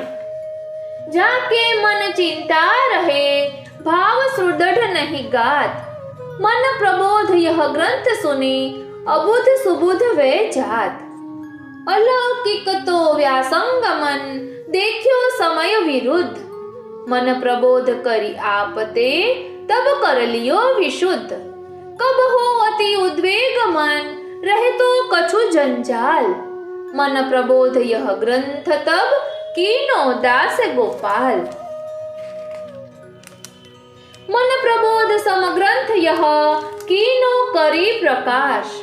मन प्रकाश बोधक निपट सब ते करे उदास। चरण कमल में मन रहे आन रहे नहीं आश। उद्दीपन सद्भाव करी मन को करे प्रकाश। जिहि सुनी के चिंता सकल लौकिक अलौकिक शेष। कोई दुख व्यापे नहीं दोष રહે નહીં લેશ। આમ અહીં સમજાવી રહ્યા છે કે જેને આ મન પ્રબોધ ગ્રંથ હૃદયારૂઢ થઈ જાય તેને પછી કોઈ પણ પ્રકારની ચિંતા રહેતી નથી। આ મન પ્રબોધ ગ્રંથનું વિવેચન પૂજ્યપાદ ગોસ્વામી 108 શ્રી રસિકરાયજી મહારાજશ્રીએ કરેલું છે, એટલે આપણે એનું થોડું રસદર્શન કર્યું। આપ સર્વેને ફરી એકવાર પૂજ્યપાદ ગોસ્વામી 108 શ્રી રસિકરાયજી મહારાજશ્રીના પ્રાકટ્ય દિવસની ખૂબ ખૂબ મંગલ વધાય। બોલો શ્રી રસિકરાય પ્યારે કી જય। આજનો આ સત્સંગ શ્રીનાથજી, શ્રી યમુનાજી, શ્રી મહાપ્રભુજીના ચરણારવિંદમાં સમર્પિત કરું છું। જય શ્રી કૃષ્ણ। શ્રી કૃષ્ણાય નમઃ। श्री गोपीजन वल्लभाय नमः। श्रीमद आचार्य चरण कमलेभ्यो नमः। श्री हरिधन महाप्रभु चरण कमलेभ्यो नमः। भगवानना संबंधथी बीजू जे कोई लौकिक फल तेनी साथे जेने क्यांय पण संबंध नथी, वળી जे रहस्य अने रहस्यना मननने भक्तना हृदयमां उतारवाने शक्तिमान छे अने हमेशा लीलाना आश्रयरूप प्रभुमां लीन थयेला जे भक्तो तेओने जे नित्य ताप क्लेश होय छे ते ताप क्लेश जेओने छे तेवा श्री महाप्रभुजी मारो आश्रय हमेशा छे। આપણે આ મંગલાચરણમાં હરિરાયજીવાંગ મુક્તાવલીમાંથી લઈ રહ્યા છીએ, જેને કારણે આપણે હરિરાયજીવાંગ મુક્તાવલીમાં શું આવે છે તે એક શ્લોકનો ભાવાર્થ મગજમાં બેસે એટલે આપણે તે કરવા પ્રેરાઈએ। અત્યારે આપણે હવે મન પ્રબોધનું રસદર્શન કરી રહ્યા છીએ। હવે મન પ્રબોધ વિવેચન સહિત શરૂ થઈ રહ્યું છે। શ્રી ગોકુલેશો જયતિ મન પ્રબોધ। આ મન પ્રબોધનું વિવેચન પૂજ્યપાદ ગોસ્વામી 108 શ્રી રસિકરાય મહારાજશ્રીએ કરેલું છે। મન પ્રબોધ મહદ ભક્ત શ્રી ગોપાલદાસજી વ્યારાવાળાએ સ્વકીય ભક્તોનો અંતરાય દૂર થાય એ માટે મન પ્રબોધ ગ્રંથની રચના કરી। દોહાના રૂપમાં મહદ માર્ગ રૂપી સાગરને સમેટીને અનન્યતાના માર્ગના પથિકોનો પરમ ઉપકાર કર્યો છે। ગ્રંથનું રહસ્ય અગાધ છે। મારી અલ્પમતીથી ગુજરાતી વિવેચન કરવાનું સાહસ કર્યું છે। સુગ્ન વાચક આમાં રહેલી ક્ષતિ તરફ ધ્યાન દોરે એવી વિજ્ઞપ્તિ સાથે પરમ રસ સ્વરૂપ શ્રી રમણ પ્રભુના ચરણારવિંદમાં કોટી વંદન કરી પિતૃચરણ શ્રી દ્વારકેશલાલજી મહારાજની પ્રસન્નતા મારા પર ઉતરી આવે એવા ઉદાત હેતુથી આ ગ્રંથનો અલૌકિક અર્થ વિવેચન સાથે પ્રસ્તુત કરી રહ્યો છું। પ્રથમ 13 દોહા વડે ગ્રંથ રચવાનું પ્રયોજન અને ફલશ્રુતિ બતાવીને પછી 58 ટૂંક કવિતાથી ગ્રંથની રચના કરી છે। પ્રથમ મંગલાચરણ કર્યું છે। प्रथम नमन करी नव कुंवर श्री गोकुलेश रसरास। मम चिंता चूरो चतुर पूरो मन की आश। फरी एक बार प्रथम नमन करी नव कुंवर श्री गोकुलेश रसरास। मम चिंता चूरो चतुर पूरो मन की आश। ग्रंथना प्रारंभમાં પોતાના પ્રાણપ્રેષ્ઠ પરમ રસાત્મક સ્વરૂપને નમન કરે છે। ગ્રંથની નિર્વિઘ્ન સમાપ્તિ માટે મંગલાચરણ કરવાનો શિષ્ટાચાર છે। પરંતુ અહીં ગોપાલદાસજી કેવળ શિષ્ટાચાર માત્ર જ નથી કરતા, પરંતુ અધિકારી જીવોને વિશેષ બોધ થાય અને રસિકતાનો આવિર્ભાવ થાય એ માટે સ્વરૂપની સ્મૃતિ કરતા પોતાના ભાવના સ્વરૂપની સ્મૃતિ થતા સહજ નમન કરવાની લાગણી પ્રગટ થઈ છે। પછી કહ્યું, નવ કુંવર શ્રી ગોકુલેશ પ્રભુ જે સદા નૂતન સુકુમાર, જેમના સર્વે અવયવો છે, જેમ દિન દુલ્હે મેરો કુંવર કનાઈ. માં ગદાધરદાસજીએ નિત્ય નૂતન સ્વરૂપનું વર્ણન કર્યું છે. તેમ અહીં પણ અધિક પ્રિય સહજ સૌંદર્યને ધારણ કરનાર શ્રી ગોકુલપતિનું સ્વરૂપ પણ નિત્ય નૂતન છે. અહીં કુંવર કહેવાથી એમ શંકા થાય કે કુમાર હોવાથી રસમાં નિપુણ કેમ હોત? તો કહે છે કે ગોકુલેશ રસરાસ ગોકુલ લોક વેદાતીત અક્ષરથી પર મૂળ રસાત્મક ધામ છે અને તેમાં વસતા નિસાધન ભક્તોના ઇન્દ્રિય દેહ ઇત્યાદિના તેમના સર્વસ્વના સ્વામી પરમૈશ્વર્યવાન છે અને અપરિમિત રસના અથાહ સમુદ્ર છે. તેને નમન કરું છું. એમ કહીને નિજ સ્વામી પ્રત્યક્ષ બિરાજે છે તેમ અનુભવ કરીને ઉત્તરાર્ધમાં કહે છે, મમ ચિંતા ચૂરો ચતુર પૂરો મન કી આશ. સામાન્ય જીવ તો અનેક પ્રકારની ચિંતા કરે છે. તેમની ચિંતા લૌકિક આસક્તિ અને કામનાને કારણે થાય છે, પરંતુ ઉત્તમ રસના અધિકારી મહદ ભક્તને તો ચિંતા કઈ આસક્તિ આદિથી ઉત્પન્ન ન થાય, કારણ કે તેમને લૌકિક આસક્તિ હોતી જ નથી. તો એવા મહદ ભક્તને ચિંતા એ હોય છે કે જેનું સ્વરૂપ નિત્ય અનુસંધાન રહેવું જોઈએ, જેમાં વિક્ષેપ આવે ત્યારે રસભાવની એકતાંતાની વિસ્મૃતિ થાય. એવે સમયે ભાવ શિથિલ થાય, એ સમયે ચિંતા થાય છે. લૌકિક જીવની સંપત્તિ ધન છે, જ્યારે અલૌકિક ભક્તની સંપત્તિ તેમનો રસભાવ છે. એ રસભાવમાં વિક્ષેપ આવે ત્યારે ચિંતા થાય છે. એ ચિંતાનો સમૂળ નાશ કરવામાં શ્રી ગોકુલપતિ સમર્થ છે, પરમ ચતુર છે, માટે તેમને વિજ્ઞપ્તિ કરે છે કે મારી ચિંતાનો નાશ કરો અને મારી અલૌકિક આશા પૂર્ણ કરો. અહીં આશા પૂર્ણ કરવાની જે વિનંતી છે તેથી વિચાર થાય છે કે શ્રી ગોપાલદાસભાઈને એવી કઈ અભિલાષા યા આશા છે કે જે પૂર્ણ કરવા માટે શ્રી ઠાકોરજી પાસે વિજ્ઞાપન કરી રહ્યા છે. તો બીજા દોહામાં કહે છે કે આશ એક તુમ દરસ કી વારી જાઉં, આશ તુમ એક દરસ કી પરમ પરમ સુખ રૂપ. આશ એક તુમ દરસ કી परम परम सुख रूप, दरस परस रसदान के दाता श्री गोकुल भूप. दरस परस रसदान के दाता श्री गोकुल भूप. શ્રી ગોપાલદાસજી અહીં કહે છે કે આપના એટલે કે શ્રી ગોકુલેશજીના દર્શનની જ એકમાત્ર આશ છે. આપનો સ્પર્શ તો પરમ સુખરૂપ છે અને આપ તો દરસ પરસ અને રસદાનના દાતા છો, પરંતુ અમે તો કેવલ દર્શનની અભિલાષા રાખીએ છીએ. અમારી યોગ્યતા પણ આટલી જ છે, પરંતુ આપ પરમ કરુણાળ થઈને પ્રથમ સુખરૂપ એવા સ્પર્શનું રસરૂપ દાન કરો છો, કારણ કે અન્ય દાતા તો સન્મુખ આવેલાની જે યાચના છે એટલું જ આપે છે, પરંતુ આપના દ્વારા તો સ્વકીય ભક્તોને પોતાના દર્શન માત્રથી વિના યાચના કરીએ જ રસની અનુભૂતિ કરાવો છો. ગોકુલભૂપ કહેવાનો આશય ભક્તોની સર્વ ઇન્દ્રિયોના પતિ અર્થાત રક્ષણ કરનાર છે, એટલે કે સ્વકીય ઇન્દ્રિયોનું લૌકિક વિષયનું આકર્ષણ નાશ થાય અને અલૌકિક રસને પ્રાપ્ત કરવાની યોગ્યતા થાય. આપના સ્વરૂપમાં અનન્ય આસક્તિ થવાથી ભક્તો પરમ નિર્દોષપણાને જ નહીં પરંતુ રસરૂપતા પ્રાપ્ત કરે છે. આ પ્રમાણે શ્રી ગોપાલદાસજીએ પરમ રસિક શિરોમણી શ્રી ગોકુલપતિના સ્વરૂપનું પ્રતિપાદન કર્યું છે. यह अभिलाषा मन रहे कहीं कौन पे जाए, यह अभिलाषा मन रहे कहीं कौन पे जाए. जीवन धन संपत्ति सुखद मेरे श्री गोकुल राय, जीवन धन संपत्ति सुखद मेरे श्री गोकुल राय. ભક્તજનોના અંતરાય દૂર થાય અને અલૌકિક મનની સ્થિતિ થાય એ માટે મન પ્રબોધ ગ્રંથ રચવાની અભિલાષા છે. પરંતુ અભિલાષા કોને કહેવી? મારા સર્વસ્વ શ્રી ગોકુલનાથજી સિવાય હું બીજા કોને કહી શકું? મારું જીવન, ધન સંપત્તિ, સુખ આપનારું બધુંય શ્રી ગોકુલેશ પ્રભુ જ છે.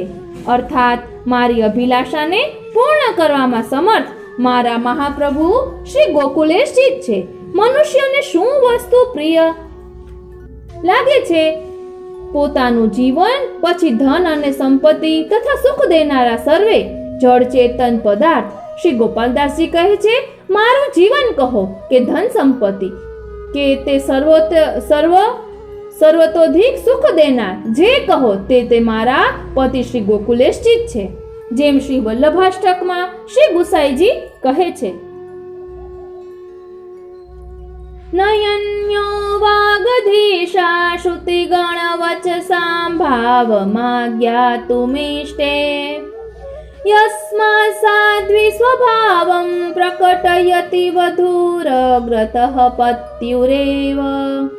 શ્રી મહાપ્રભુજી સિવાય શ્રુતિનું રહસ્ય જાણવાને કોઈ સમર્થ નથી, કારણ કે જેમ સ્નેહવાળી અનન્ય નિષ્ઠાયુક્ત સ્ત્રી પોતાના હૃદયનો આશય પોતાના પતિ સમક્ષ રજૂ કરે છે, તેમ શ્રુતિઓ પોતાના પતિ વાક્પતિ શ્રી મહાપ્રભુજી સમક્ષ પોતાનો આશય કહે છે.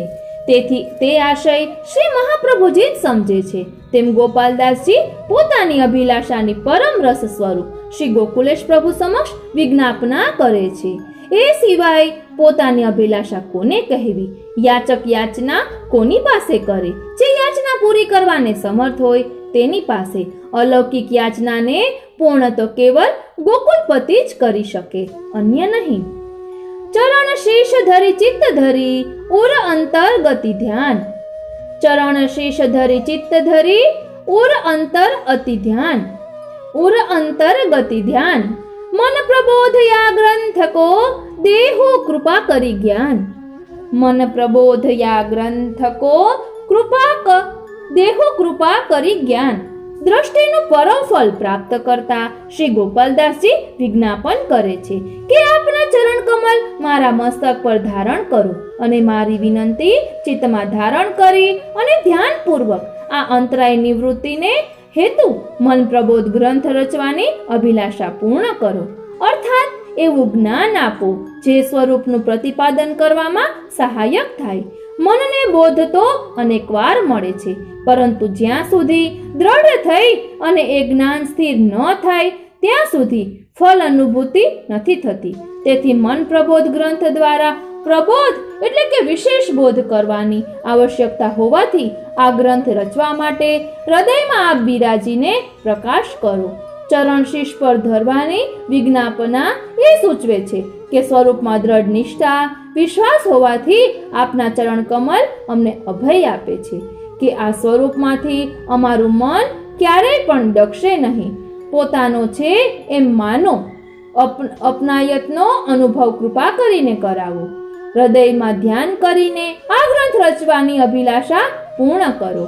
આ પ્રમાણે રસિક રસ પાગી ગોપાલદાસજી મનોહાર કરીને આપને સાંભળવું પ્રિય લાગે એ રીતે પોતાના સ્વામી પાસે યાચના કરે છે. સ્વરૂપ રસની અનુભૂતિમાં અંતરાયરૂપ ચિંતા જ્યાં સુધી દૂર ન થાય ત્યાં સુધી અંતરાય રહે માટે ચિંતાની પ્રબળતા બતાવે છે. હવે ચિંતાની પ્રબળતા શું છે તે આપણે આવતા પાઠમાં જોઈશું. આજે આપણે 4 દોહાનું રસ દર્શન કર્યું.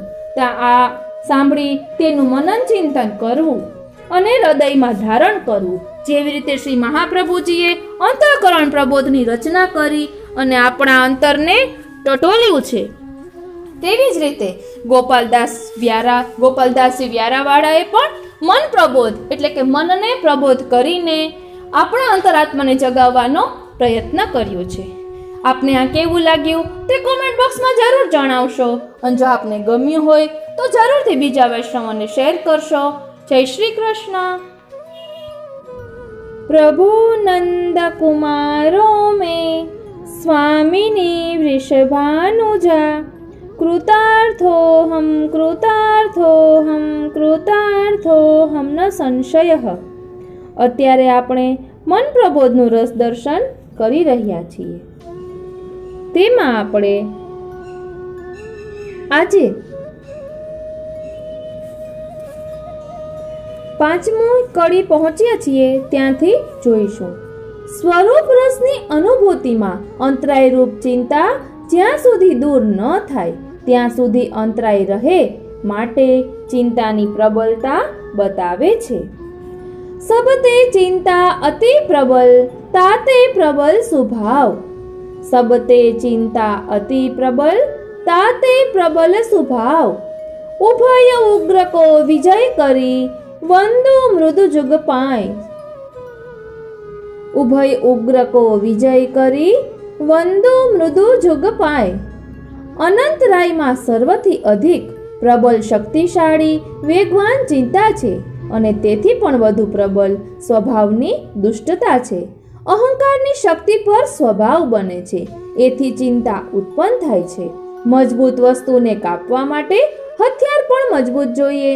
ચિંતા અને સ્વભાવની ઉગ્રતા ગોકુલેશ કૃપારસ અભિલાષી ભક્ત કૃપા પ્રાપ્ત કરવા અધીરા થાય ત્યારે વિલંબને કારણે મનમાં ચિંતા થાય અને સ્વભાવની દુષ્ટતાને કારણે પોતાના દોષ અંતરાય રૂપ છે એમ ન જાણતા, એમ ન વિચારતા પ્રભુ મારા પ્રત્યે કઠોરતા કરી રહ્યા છે એમ વિચારે.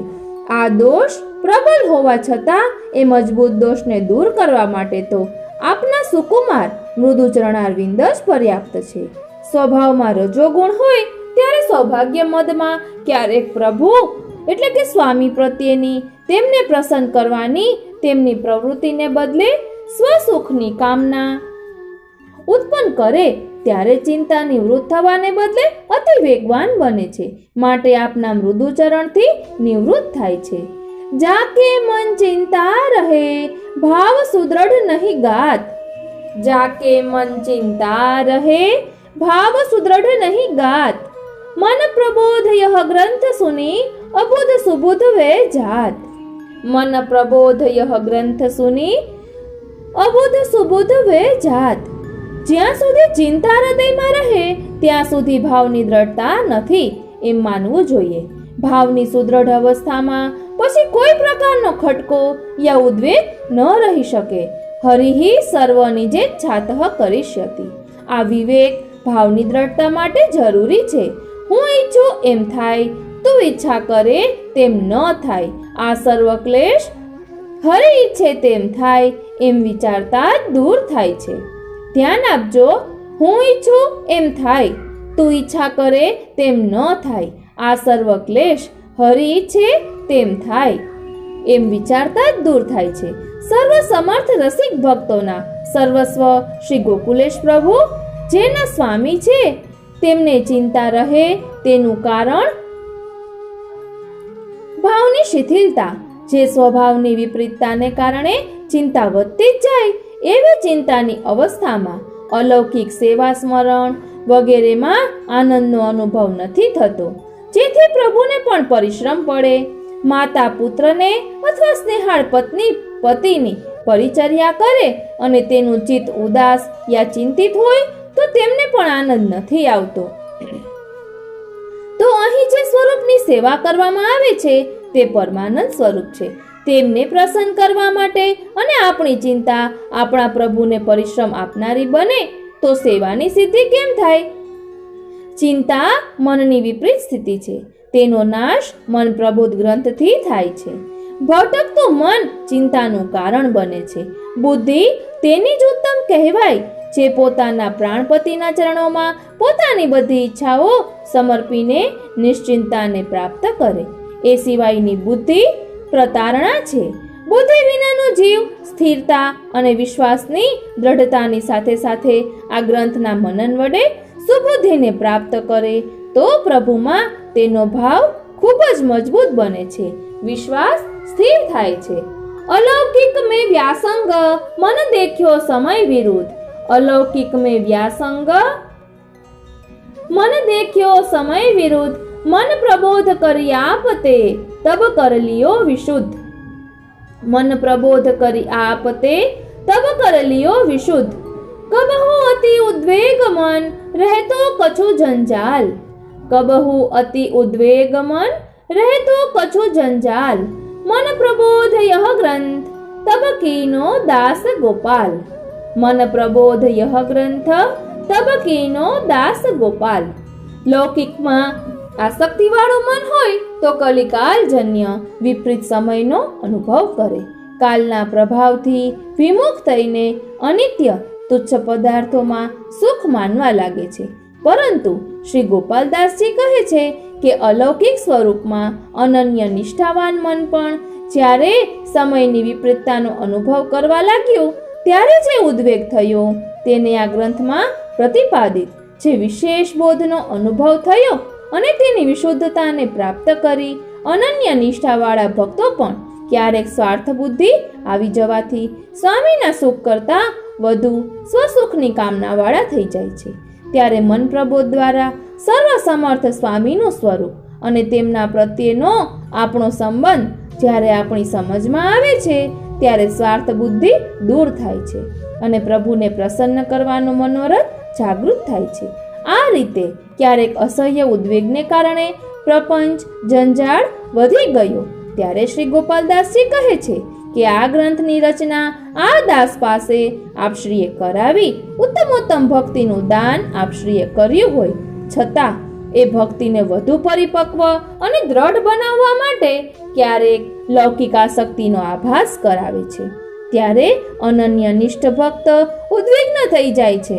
ભક્ત પીડાથી કરુણાવાન થયેલા પ્રભુ તુરત જ હૃદયમાં બિરાજીને બુદ્ધિમાં પ્રકાશ કરે છે અને ત્યારે શ્રી ગોપાલદાસજી પોતાના ઉદ્વેગથી નિવૃત્ત થઈને સંતુષ્ટ નથી પરંતુ નિજ ભક્તોના અંતરાયના હેતુરૂપ ઉદ્વેગને દૂર કરવા માટે મન પ્રબોધ ગ્રંથની રચના કરી. દાસ ગોપાલ એમ કહેતા ગ્રંથ રચના કરવાની બુદ્ધિના પ્રેરક તો શ્રી ગોકુલેશ પ્રભુ છે. હું તો તેમનો દાસ છું, તેમની આજ્ઞાનું પાલન કરી રહ્યો છું. આ રીતે હૃદયની અમૂલ્ય નિધિ દીનતા દાસ શબ્દ દ્વારા પ્રગટ કરે છે. ભગવત ભક્તમાં એ સામર્થ્ય છે કે જ્યારે પોતાના મન યા ઇન્દ્રિયોને ભગવાનથી વિમુખ પદાર્થો તરફ દોડતી જુએ છે ત્યારે વિશેષ નિગ્રહ કરીને પોતાના સ્વામીમાં સ્થિર કરે. જ્યારે ઉદ્વેગ યા ચિંતા થાય ત્યારે મહદ ભક્તો પોતાના સ્વામીનું ધ્યાન કરીને મનના મળને વિશુદ્ધ કરે છે તેમ સૂચિત થાય છે. મન પ્રબોધ સમગ્રંથયઃ કીનો કરી પ્રકાશ. મન પ્રબોધ સમગ્રંથયઃ કીનો કરી પ્રકાશ. મન પ્રકાશ બોધક નિપટ સબ તે કરે ઉદાસ. મન પ્રકાશ બોધક નિપટ સબ તે કરે ઉદાસ. આ ગ્રંથ આ સ્થિતિમાં પ્રગટ કર્યો. મનની ઉદ્વેગની સ્થિતિમાં આ ગ્રંથ પ્રકાશરૂપ છે. શું યોગ્ય છે અને શું અયોગ્ય આ વસ્તુનો નિર્ણય જ્યારે બુદ્ધિ ન કરી શકે ત્યારે અંધકાર છવાઈ જાય છે. પ્રકાશનો આવિર્ભાવ અંધકારને દૂર કરે છે. જેમ ખોવાયેલ વસ્તુ અંધકારમાં મળતી નથી અને પ્રકાશ થવા છતાં મળી જાય છે તેમ મનમાં પ્રબોધનો પ્રકાશ થતાં યોગ્ય અયોગની સ્મૃતિ થાય અને ગ્રાહ્ય ત્યાજ્યનો વિવેક ઉત્પન્ન થાય છે. મન પ્રબોધ મનને ઉદ્વેગથી છોડાવીને આનંદની ઉપલબ્ધિ કરાવે છે અને આધિદૈવિક અતુલ રસનો પરિચય કરાવે છે. ઇતર રસની તુચ્છતાનું ભાન થતા સ્વામી અને એના સંબંધ વિનાના સર્વે પદાર્થો પ્રત્યે ઉદાસીનતા ઉત્પન્ન થાય છે. બોધક નિપટ સબતે કરે ઉદાસ એટલે રસના અધિપતિ મારા હૃદયના સ્વામી શ્રી ગોકુલના ઇન્દુ વિનાનું જે કંઈ જગત છે તેનાથી સંપૂર્ણપણે વિરક્ત કરે. યોગીઓ તપસ્વીઓની જે ઉદાસીનતા છે તેના કરતા ઉદાસીનતા અત્યંત વિલક્ષણ છે. ભગવદ રસના અનુભવ વિના જગત પ્રત્યેની ઉદાસીનતા નિરર્થક જ નહીં નીરસ પણ છે. મન પ્રબોધ ગ્રંથ દ્વારા જ્યારે હૃદય ભગવદ રસથી ઓતપ્રોત બની જાય ત્યારે અન્ય રસ ત્યાં રહેવાની જગ્યા જ નથી રહેતી અને અલૌકિક રસથી મત રહેવાની જગ્યા જ નથી રહેતી.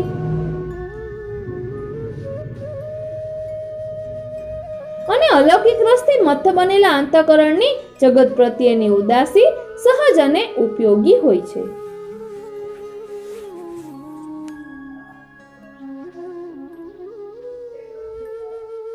ચરણ કમલ મેં મન પ્રબોધ ગ્રંથની ફલશ્રુતિ બતાવતા આગળ શ્રી ગોપાલદાસજી કહે છે, ચરણ કમલ મેં મન રહે આન રહે નહીં આશ.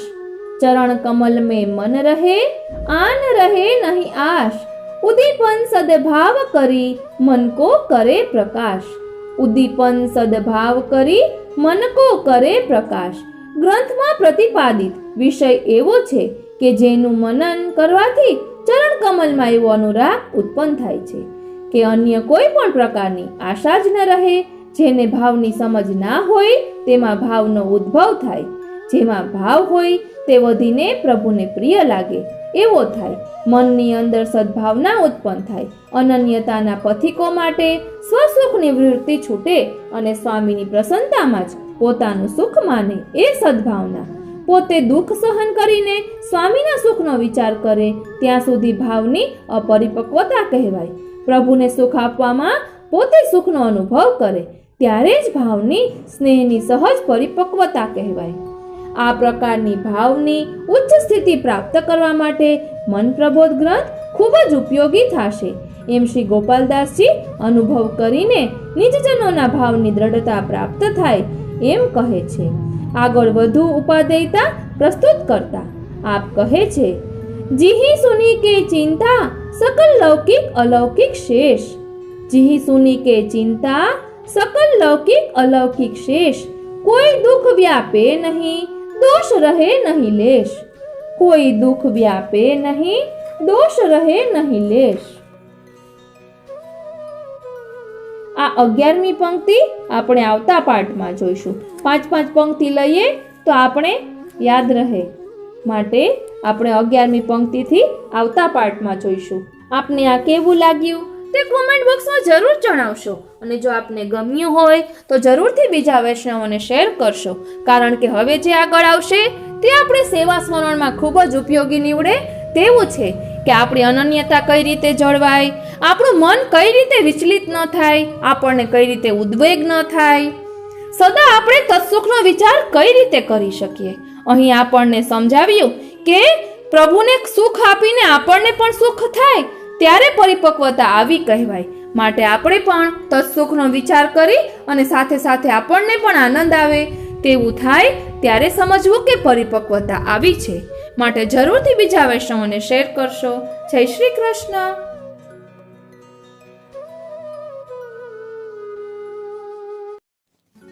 વાલા વૈષ્ણવો, જય શ્રી કૃષ્ણ.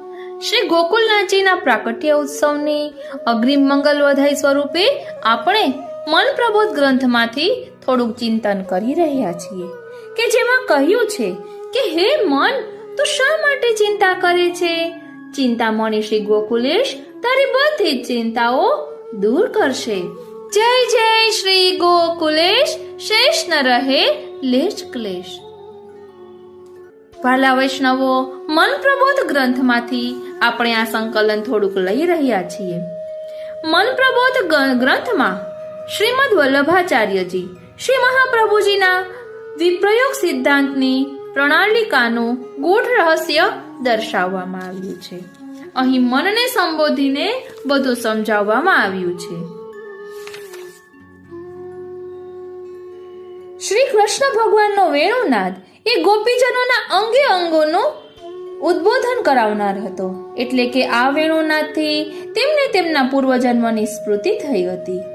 શ્રી કૃષ્ણ ભગવાને પોતાની વાણી વેણુ દ્વારા મોકલીને પોતાના ખરેખરા સ્વરૂપનું જ્ઞાન ગોપીજનોને કરાવ્યું. કારણ કે વાણી એ દેવતા રૂપ છે, જે ભગવાનની યોગ્ય પાત્ર છે. તે જીવની અંદર ભગવદીય સામગ્રી ભરપૂર હોય છે. તેની સાથે ભગવાનની વાણીનો બોલવા ચાલવાનો વ્યવહાર છે. અત્યારે વેણુનાદ રૂપી વલ્લભની વાણી છે. સંયોગ લીલામાં ગોપીજનોએ ભોગવેલા અતિ આનંદમાં મસ્ત બની ગોપીજનોએ અભિમાન ધારણ કર્યું. તે જાણીને ભગવાન શ્રી કૃષ્ણ તેમનો અભિમાન દૂર કરવા અંતર ધ્યાન થયા. આથી ભગવાન શ્રી કૃષ્ણ સાથેની વિયોગ લીલામાં ગોપીજનોનું પરિવર્તન થયું. એટલે વિપ્રયોગ એ ફલરૂપ છે. એટલે ગોપીજનોએ સંયોગરસને ભોગવ્યો છે અને વિયોગરસને પણ ભોગવ્યો છે. ત્યાર પછી શ્રીમદ વલ્લભાચાર્યજીએ ભ્રમર ગીતમાં નિર્દેશ કરેલ વિપ્રયોગ રસ પણ ભોગવ્યો છે. એટલે સંયોગનો અનુભવ કરીએ તો વિયોગના અનુભવને સમજી શકીએ. એટલે સંયોગ પછી વિયોગ અને ફરી પાછો સંયોગ એવી રીતે હોય છે. વાલા વૈષ્ણવો, શ્રી વલ્લભાચાર્યજીએ ઈશ્વરનો અનુભવ કરાવવા માટે વિપ્રયોગને બતાવ્યો છે. વિપ્રયોગમાં પ્રભુનું રસોવૈસહ સ્વરૂપને પસંદ કરવામાં આવેલું છે, એટલે ત્યાં સંયોગ કે વિયોગની જરૂરિયાત છે જ નહીં, કારણ કે વિપ્રયોગમાં જ સંયોગ અને વિયોગનું ગુપ્ત અસ્તિત્વ છે. જ્યારે જ્યારે મનુષ્ય રસોવૈસહ સાથે જોડાય છે, સંબંધ બાંધે છે, ત્યારે ત્યારે મનુષ્યમાં રહેલી સુષુપ્ત એવી સંયોગ અને વિયોગની ગુપ્ત શક્તિઓ સરખી રીતે જાગૃત થાય છે. શ્રીમદ વલ્લભાચાર્યજી પોતાના વિપ્રયોગના ગુપ્ત રહસ્યના માલિક છે અને તેઓ પોતાની અંદર રસલીલાનો તેમજ રાસલીલા આખી કક્ષાનું રહસ્ય ધારણ કરે છે. એટલે અહીં આપણે વચ્ચેથી લઈ રહ્યા છીએ કે જેમાં કહ્યું છે કે તું શા માટે ચિંતા કરે છે? શ્રી ગોકુલેશ પ્રભુ તારી બધી ચિંતા દૂર કરશે. એટલે અહીં કવિત આપેલા છે, આપણે 12મું કવિત લઈ રહ્યા છીએ. તેમાં કહ્યું છે, મનસો પ્રબોધ અતિ મનોહાર કરી કરી, મનસો પ્રબોધ અતિ મનોહાર કરી કરી, માન મેરો કહ્યો તું તો ચિંતા મતી કરી રે. માન મેરો કહ્યો તું તો ચિંતા મતી કરી રે. ચિંતામણી શ્રી ગોકુલેશને ચિંતા કરી દૂર, આપू समझते यह वचन और धार रे.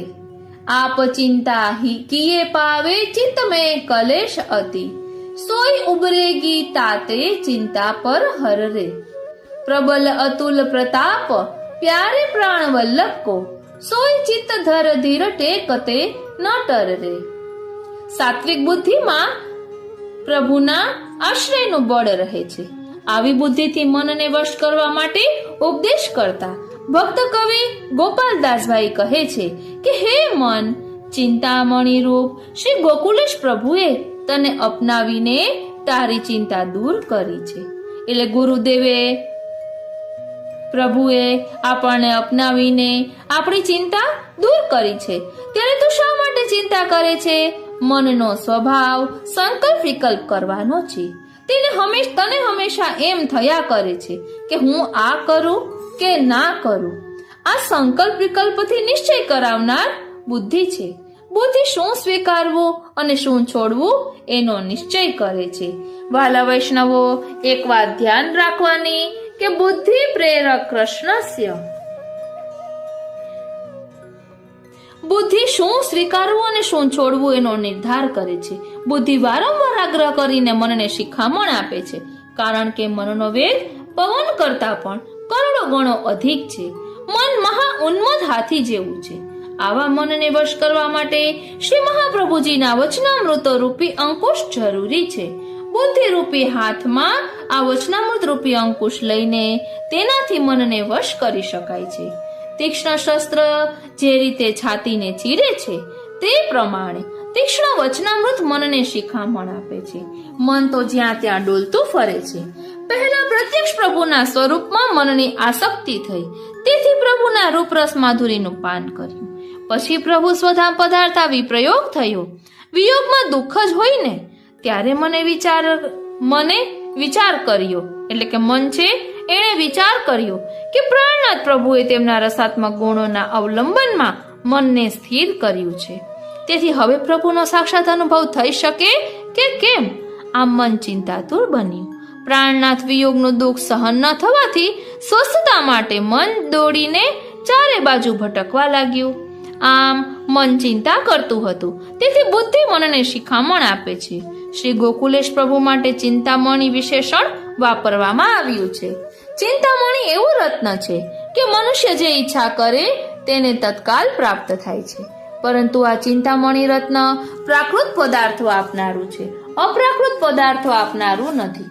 કોઈ મોટો માણસ કે દેવતા આપણી ચિંતા દૂર કરે, પરંતુ ફરી પાછી ચિંતા ઊભી થાય તો નવાય નહીં, કારણ કે તેમના આપેલા પદાર્થ અચલ નથી. તેઓ લૌકિક પદાર્થો આપે છે, અલૌકિક પદાર્થો આપી શકતા નથી. જ્યારે પૂર્ણ પુરુષોત્તમ સર્વ સામર્થ્યવાન છે, કર્તુમ અકર્તુમ અન્યથા કર્તુમ સર્વતંત્ર સ્વતંત્ર છે, તેમનામાં આવું અદ્ભુત સામર્થ્ય હોવાથી તેઓ એક વખત ચિંતા દૂર કરે છે, પછી ફરી જરા પણ ક્લેશ થતો નથી.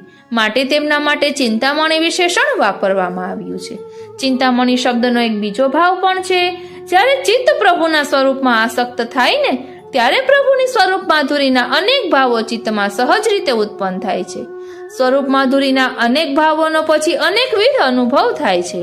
તેનું કારણ એ છે કે પ્રભુના સ્વરૂપ સૌંદર્ય અને લાવણ્ય માધુર્ય અમૃતના સાગર રૂપ છે. તેથી જેમ સાગરમાં સહજ રીતે તરંગો પ્રગટે તેમ ચિત્ત જ્યારે પ્રભુના સ્વરૂપમાં આસક્ત થાય ત્યારે સ્વરૂપ માધુર્યના ભાવોનો સહજ અને અનેકવિધ અનુભવ થાય છે. જ્યારે સ્વરૂપ માધુર્યનો હંમેશા અનુભવ હોય ત્યારે ચિંતા કેવી રીતે રહે? પરંતુ એવો નિરંતર અનુભવ જ્યારે વિપ્રયોગના અગ્નિથી પરિપક્વ સ્થિતિ થાય ત્યારે જ થાય છે, અથવા પ્રભુના સ્વરૂપમાં સર્વાત્મ ભાવ અર્થાત તન્મયતા સિદ્ધ થાય ત્યારે જ થાય છે. તેથી પહેલા સંયોગ સમયમાં સ્વરૂપાનંદનો અનુભવ કરાવ્યો, તે તો મનને પ્રભુના સ્વરૂપમાં આસક્ત કરવા માટે કરાવ્યું. પછી પોતાના સ્વરૂપાનંદ રૂપી મહાફળનો અનુભવ કરાવવા માટે પ્રભુએ વિપ્રયોગનું દાન કર્યું. આ વાત ન સમજવાથી ચિંતા થાય છે. જેમ શ્રી ગોપીજનોને લઘુરાસમાં પ્રભુએ સ્વરૂપાનંદનો અનુભવ કરાવ્યો. લઘુ એટલે સૂક્ષ્મ. જેમ સાગરમાં નાનું મોટું પાત્ર બોળવાથી જે પાત્રમાં જળ ભરાઈ જાય છે, તેમ શ્રી ગોપીજનોને થોડો અનુભવ થયો, તેને તેઓ પૂર્ણ માનવા લાગ્યા. પરંતુ સમુદ્ર જેવો વિશાળ સ્વરૂપાનંદ ગોપીજનો ધારણ કરી શક્યા નથી. તેથી તેમનામાં માન અને મદ ઉત્પન્ન થયો. આથી પ્રભુએ વિચાર્યું કે જો ગોપીજનો થોડા આનંદમાં જ પૂર્ણતા માનવા લાગશે અને મારા સ્વરૂપમાં રહેલો અગણિત આનંદનો સાગર ધારણ કરવા માટે તેઓ પાત્ર નહીં બને તો બરાબર થશે નહીં. તેથી ગોપીજનોને એને માટે પાત્ર બનાવવા વિપ્રયોગનું દાન કર્યું. કારણ કે વિપ્રયોગના અનુભવ વિના પૂર્ણ રસ માટેની પાત્રતા થતી નથી. માટે વિપ્રયોગ મહાફળને સિદ્ધ કરનારા છે. લઘુરાસનો ભાવ બીજી રીતે વિચારીએ તો લઘુરાસમાં થોડો અનુભવ કરાવીને પછી વિપ્રયોગનો અનુભવ કરાવ્યો. કારણ કે જેમ કોઈ નિર્ધન મનુષ્યને ધન પ્રાપ્ત થાય પછી તે ધન ચાલ્યું જાય, ત્યારે તે મનુષ્ય રાત દિવસ એ ધનને મેળવવાની ચિંતા કરે છે. તેનું મને ચિંતામાં જ ડૂબેલું રહે છે. તેવી રીતે શ્રી ગોપીજનોને પ્રિય પ્રભુના સ્વરૂપાનંદ રૂપી મહાઅલૌકિક ધનની પ્રાપ્તિ થઈ. પછી તે ધન તેમના હાથમાંથી ચાલ્યું ગયું. ત્યારે ગોપીજનોનું મન સ્વરૂપ આનંદ રૂપી મહાધન પ્રાપ્ત કરવાની ચિંતામાં ડૂબી ગયું. જ્યારે પ્રભુ અંતર્ધ્યાન થયા ત્યારે ગોપીજનો ઉન્મત્ત બનીને પ્રભુને શોધતા બાવરા બનીને પશુ પક્ષી લતા વગેરેને પૂછવા લાગ્યા કે તમે અમારા પ્રભુને જોયા છે? પછી શ્રી યમુનાજીના કિનારે જઈને પ્રણય વ્યથાથી ગુણગાન કર્યું. તેઓ તેમાં પોતાની જાતને પણ ભૂલી ગયા. તેનું મન પ્રિયતમના સ્વરૂપમાં ડૂબી ગયું. આમ થતા તેમને તન્મયતા પ્રાપ્ત થઈ. તે જ વખતે મહાફળનો અનુભવ કરાવવા માટે પ્રભુ પ્રગટ થયા. આમ વિપ્રયોગ દ્વારા તન્મયતાની સિદ્ધિને પ્રાપ્ત કરાવીને અગણિત આનંદને ધારણ કરવાથી પાત્રતા પ્રભુ સિદ્ધ કરાવે છે. તેથી કોઈ વિરલ બળભાગી સ્નેહી ભક્તને જ પ્રભુ પહેલા સંયોગનો અનુભવ કરાવી પછી વિપ્રયોગનું દાન કરે છે. આવો વિપ્રયોગનો દાનનો ગૂઢાશય છે. આવો ગૂઢાશયને ન જાણવાથી હે મન તું પ્રભુના સંયોગ સુખની ચિંતા કરે છે. જ્યાં સુધી તું આવી ચિંતા કરીશ ત્યાં સુધી તને ક્લેશ જ રહેશે. તેથી મહાફળનું દાન કરવાનો પ્રભુનો ગૂઢાશય જાણીને સંયોગ સમયમાં પ્રભુની સ્વરૂપ માધુરીનો જે અનુભવ કર્યો છે તે અનુભવનું મનમાં ચિંતન કરીને મનને પ્રભુના ભાવાત્મક સ્વરૂપમાં જ લગાવી રાખ. જ્યારે મન પ્રભુના ભાવાત્મક સ્વરૂપમાં સતત લાગેલું રહેશે ત્યારે પ્રભુના સ્વરૂપમાં તન્મયતા સિદ્ધ થશે. ત્યારે નિરંતર સ્વરૂપાનંદનો અનુભવ થશે. પછી ક્લેશ રહેશે નહીં.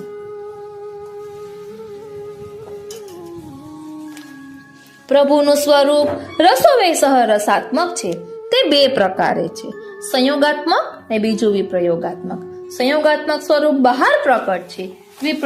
વિપ્રયોગાત્મક સ્વરૂપ અપ્રકટ અર્થાત ભાવાત્મક છે. સંયોગાત્મક સ્વરૂપ સાકાર છે અને વિપ્રયોગાત્મક સ્વરૂપ ભાવાત્મક સાકાર છે. જેમ સંયોગમાં બહાર પ્રકટ સ્વરૂપથી રસાનુભવ થાય છે, તેમ વિપ્રયોગમાં ભાવાત્મક સ્વરૂપનો અંતઃકરણમાં માનસી ભાવ દ્વારા અનુભવ થાય છે. સંયોગાત્મક સ્વરૂપનો બહાર પ્રકટ અનુભવ દેહ અને ઇન્દ્રિયો દ્વારા થાય છે, જ્યારે વિપ્રયોગમાં ભાવાત્મક સ્વરૂપનો અનુભવ મનમાં માનસીમાં થાય છે. જેમ સંયોગ સ્વરૂપ બહાર પ્રકટ સાકાર છે, તેમ વિપ્રયોગમાં ભાવાત્મક સ્વરૂપ અંતઃકરણમાં પ્રકટ થઈને સ્વરૂપ આનંદનો અનુભવ કરાવે છે. તેથી વિપ્રયોગના સમયમાં પ્રભુના ભાવાત્મક માનસી સ્વરૂપમાં મનને લગાડેલું રાખવું અથવા ભાવાત્મક સ્વરૂપનું નિરંતર ધ્યાન કરતા રહેવું. આમ જ્યારે મન પ્રભુના સ્વરૂપમાં લીન થઈ જાય, ત્યારે કીટ ભ્રમર ન્યાયથી પ્રભુના સ્વરૂપમાં તાદાત્મકતા થાય છે. પછી નિરંતર અગણિત આનંદનો અખંડ અનુભવ થાય છે. ત્યારે ક્લેશ રહેતો નથી. સંયોગ સ્વરૂપની બહાર પ્રકટ થવાની અપેક્ષામાં સંયોગ પછી વિયોગના દુઃખનો અનુભવ થાય છે. પરંતુ વિપ્રયોગાત્મક ભાવાત્મક સ્વરૂપમાં જ્યારે મન લીન થાય છે, ત્યારે પ્રિય સ્વરૂપની તાદાત્મકતા સિદ્ધ થવાથી તેમનો અખંડ અનુભવ થાય છે. માટે બહાર પ્રકટ સ્વરૂપના સંયોગની ચિંતા છોડીને મહાફળનો અનુભવ કરાવનાર વિપ્રયોગ ભાવાત્મક સ્વરૂપમાં મનને લગાડેલું રાખવું. આવું મહાફળ પ્રાપ્ત કરવું ઘણું દુર્લભ છે. કરોડોમાં કોઈક વિરલા જ તેને પામે છે. શ્રી ગોપીજનોને પણ ઘણા કષ્ટ પછી તે સિદ્ધ થયું હતું. તો આધુનિક જીવોને તો કેવી રીતે પ્રાપ્ત થાય?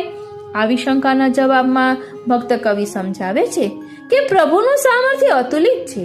જ્યારે ઇન્દ્રે કોપ કરીને વ્રજનો નાશ કરવા જલવર્ષા કરી, ત્યારે પ્રભુએ પોતાના શ્રી હસ્તની એક આંગળ પર શ્રી ગિરિરાજજીને ધારણ કરી પોતાના સ્વકીયજનોનું રક્ષણ કર્યું હતું. આ સ્વકીયજનોના દેહનું રક્ષણ કરવા ઉપરાંત દેહનો અસહ્ય અધ્યાસ, પ્રાણનો અસહ્ય અધ્યાસ વગેરે ભૂલાવી 7 દિવસ સુધી પોતાના સ્વરૂપાનંદનું અવિરત પાન કરાવી સ્વકીયજનોના હૃદયમાં પોતાનું સ્વરૂપ સિદ્ધ કર્યું હતું. પ્રભુનો આવો અતુલ પ્રતાપ વિચારવો. અહીં ઇન્દ્રે જે વૃષ્ટિ કરી તે કોઈ ભૌતિક જલની વૃષ્ટિ નથી, પરંતુ સ્વકીયજનોના હૃદયમાં સ્વરૂપ લાવણ્યામૃતનો અનુભવ કરાવવા હૃદયમાં રહેલા લૌકિક અલૌકિક સૂક્ષ્મ ભાવ પ્રપંચો બહાર કાઢવા માટેની વૃષ્ટિ છે. જો આધુનિક ભક્તોને મહાફળની પ્રાપ્તિ ન થાય, તો વર્તમાન સમયમાં વિદ્યમાન પુષ્ટિ માર્ગનો કોઈ પણ પ્રયોજન રહે નહીં. તેથી માર્ગની સ્થિતિ વિદ્યમાન હોવાથી અર્વાચીન ભક્તોમાં વિરલા બળભાગી ભક્તોને આ મહાફળ જરૂર પ્રાપ્ત થાય છે. પરંતુ આ મહાફળ વિપ્રયોગના અનુભવથી જ સિદ્ધ થાય છે. આ સિદ્ધાંત યાદ રાખવો. હે મન, તે પ્રભુનો આશ્રય કર્યો છે, તે અનન્યતાની ટેક લીધી છે, તેને છોડીશ નહીં. જો તું અનિત્ય પતિવ્રત ધર્મમાંથી ડગી જઈશ, તો તારો સર્વ ધર્મ નાશ પામશે. જે ભગવદીઓએ પ્રભુમાં અનન્ય ટેક રાખી છે, તે બધાના અનન્ય ધર્મનું રક્ષણ અને પોષણ પ્રભુએ કર્યું છે. જેમ મર્યાદા માર્ગમાં હનુમાનજી અને તુલસીદાસજી રામચંદ્રજીના અનન્ય ભક્ત હતા, કલયુગમાં નરસિંહ મહેતા એવા અનન્ય ભક્ત થયા. સરસ્વત કલ્પમાં ગોપીજનો આવા અનન્ય ભક્ત હતા. વર્તમાન સમયમાં શ્રી મહાપ્રભુજી, શ્રી ગુસાઈજી, શ્રી ગોકુલેશજી આદિના સેવક પરમ અનન્ય નિષ્ઠાવાળા ભક્તો થયા છે. તેમણે તેમનું તન મન ધન પ્રભુને ન્યોછાવર કર્યું છે. તે બધાની અનન્યતાનું રક્ષણ અને પોષણ પ્રભુએ કર્યું છે. માટે પ્રભુના વિયોગના દુઃખમાં ધીરજ ધરીને અનન્યતાની ટેક દૂર કરવી નહીં. અનન્ય ધર્મ મોટો ધર્મ છે. તેનામાં અદ્ભુત સામર્થ્ય છે. જેમ લોહ ચુંબક લોખંડને પોતાની તરફ ખેંચે છે, ત્યારે તેમાં લોહ ચુંબકને કોઈ પ્રયાસ કરવો પડતો નથી. તેવી રીતે મન પ્રભુના ભાવાત્મક સ્વરૂપમાં અનન્યતાપૂર્વક લાગેલું રાખવાથી સહજ રીતે પ્રભુનું સ્વરૂપ મનમાં સ્થિર થાય છે. પ્રભુમાં રહેલા ભક્તનો પ્રગાઢ પ્રેમ દિવ્ય લોહ ચુંબક છે. જેની પાસે આવું લોહ ચુંબક છે, તેને કદી પ્રયાસ કરવો પડતો નથી. આથી રસિક ભક્તોએ કહ્યું છે કે કમલ બુલાવન કબ ગયે કબ કીનો સન્માન. કમલ બુલાવન કબ ગયે કબ કીનો સન્માન, નેહ નિમંત્રણ કે સંગે અલી અધીર ઉલટાન. ભ્રમરને કમળમાં પ્રીતિ છે, તેથી કમળ ભ્રમરને બોલાવા જતું નથી, પરંતુ કમળના ભીતરમાં રહેલો મકરંદ વાયુ દ્વારા બધી દિશાઓમાં ફેલાય છે. કમળથી દૂર રહેલો ભમરો આ મકરંદ ગ્રહણ કરી પોતાની જાતે જ કમળ પાસે પહોંચી જાય છે. કારણ કે ભ્રમર મકરંદનો ભોગી છે, તેવી રીતે પ્રભુમાં જેને અનન્ય પ્રગાઢ પ્રેમ છે તે પ્રેમ જ દિવ્ય મકરંદ છે. તેનો ભોગ કરવા માટે પ્રભુ પોતે જ પોતાની રીતે પધારે છે. દૂતી દ્વારા તેમને નિમંત્રણ મોકલવું પડતું નથી. જેમ કમળની પાસે પહોંચેલો ભમરો કમળના મકરંદનું પાન કરવામાં લોભાય છે, ત્યારે જેને બીજા પુષ્પોની સુગંધ લેવાનો પણ યાદ આવતો નથી, તેવી રીતે જ ભગવદીઓમાં દિવ્ય પ્રેમ રૂપી મકરંદ પ્રગટે છે. તેમનો ભોગ કરવામાં મકરંદના લોભી પ્રભુને આ હૃદય કમળમાં જ હંમેશા નિવાસ કરવાનું ગમે છે. વારી જાઉં બલિહારી જાઉં અને શું કરી જાઉં. મકરંદ પાનની મત અવસ્થામાં પ્રભુને બીજે કોઈ સ્મૃતિ રહેતી નથી.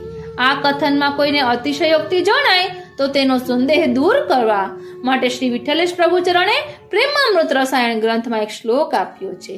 વલ્લભી વદનામ ભોજ મધુમત્ત મધુવ્રત. વલ્લભી એટલે ગોપીજન.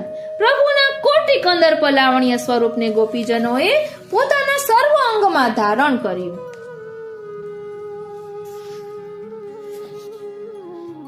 તેથી ગોપીજનોના વદન કમળમાં પ્રભુની લાવણ્ય મધુરતા પ્રકટ થઈ છે. તેનું પાન કરીને પ્રભુનું મન ભ્રમરની મત દશા જેવું બન્યું છે.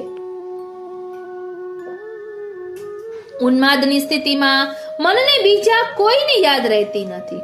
જેને મધુપાનનું વ્રત છે તે મધુપાનને છોડી શકતો નથી.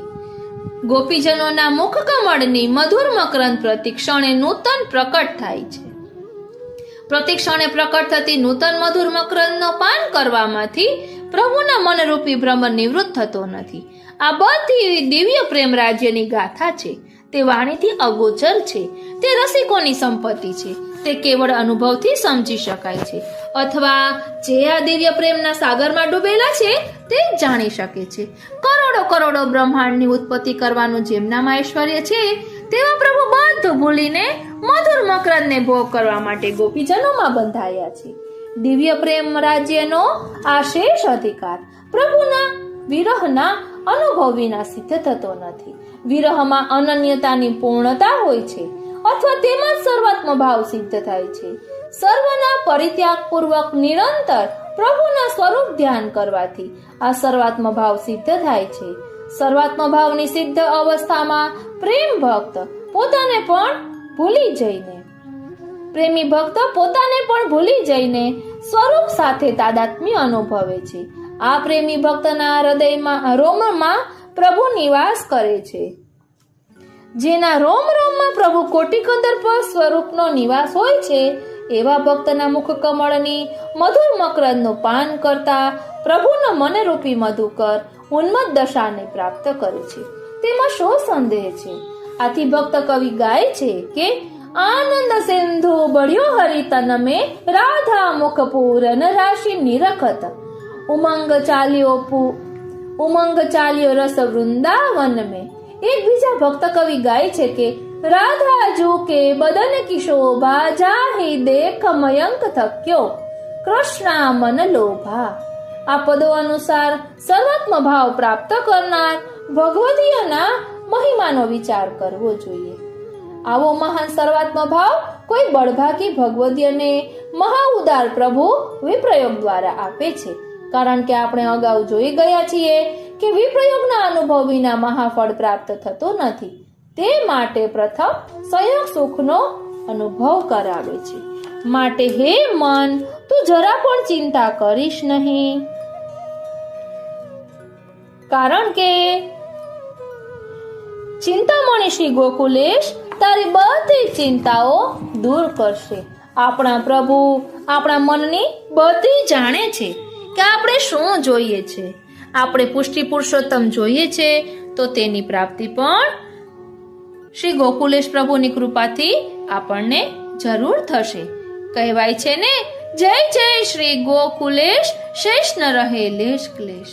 એટલે હે મન, તું જરા પણ ચિંતા કરીશ નહીં. વાલા વૈષ્ણવો, આ મન પ્રબોધ ગ્રંથ ખૂબ જ સુંદર છે. કારણ કે શ્રી ગોકુલનાથજીના વિરહમાં આ મન પ્રબોધ ગ્રંથ લખાયો હોય ને એવું લાગે છે. ખૂબ સુંદર છે. આ રીતે આજના સત્સંગને અહીં વિરામ આપીએ. આજનો આ સત્સંગ શ્રીનાથજી, શ્રી યમુનાજી અને શ્રી મહાપ્રભુજીના ચરણારવિંદમાં સમર્પિત કરું છું. જય શ્રી કૃષ્ણ.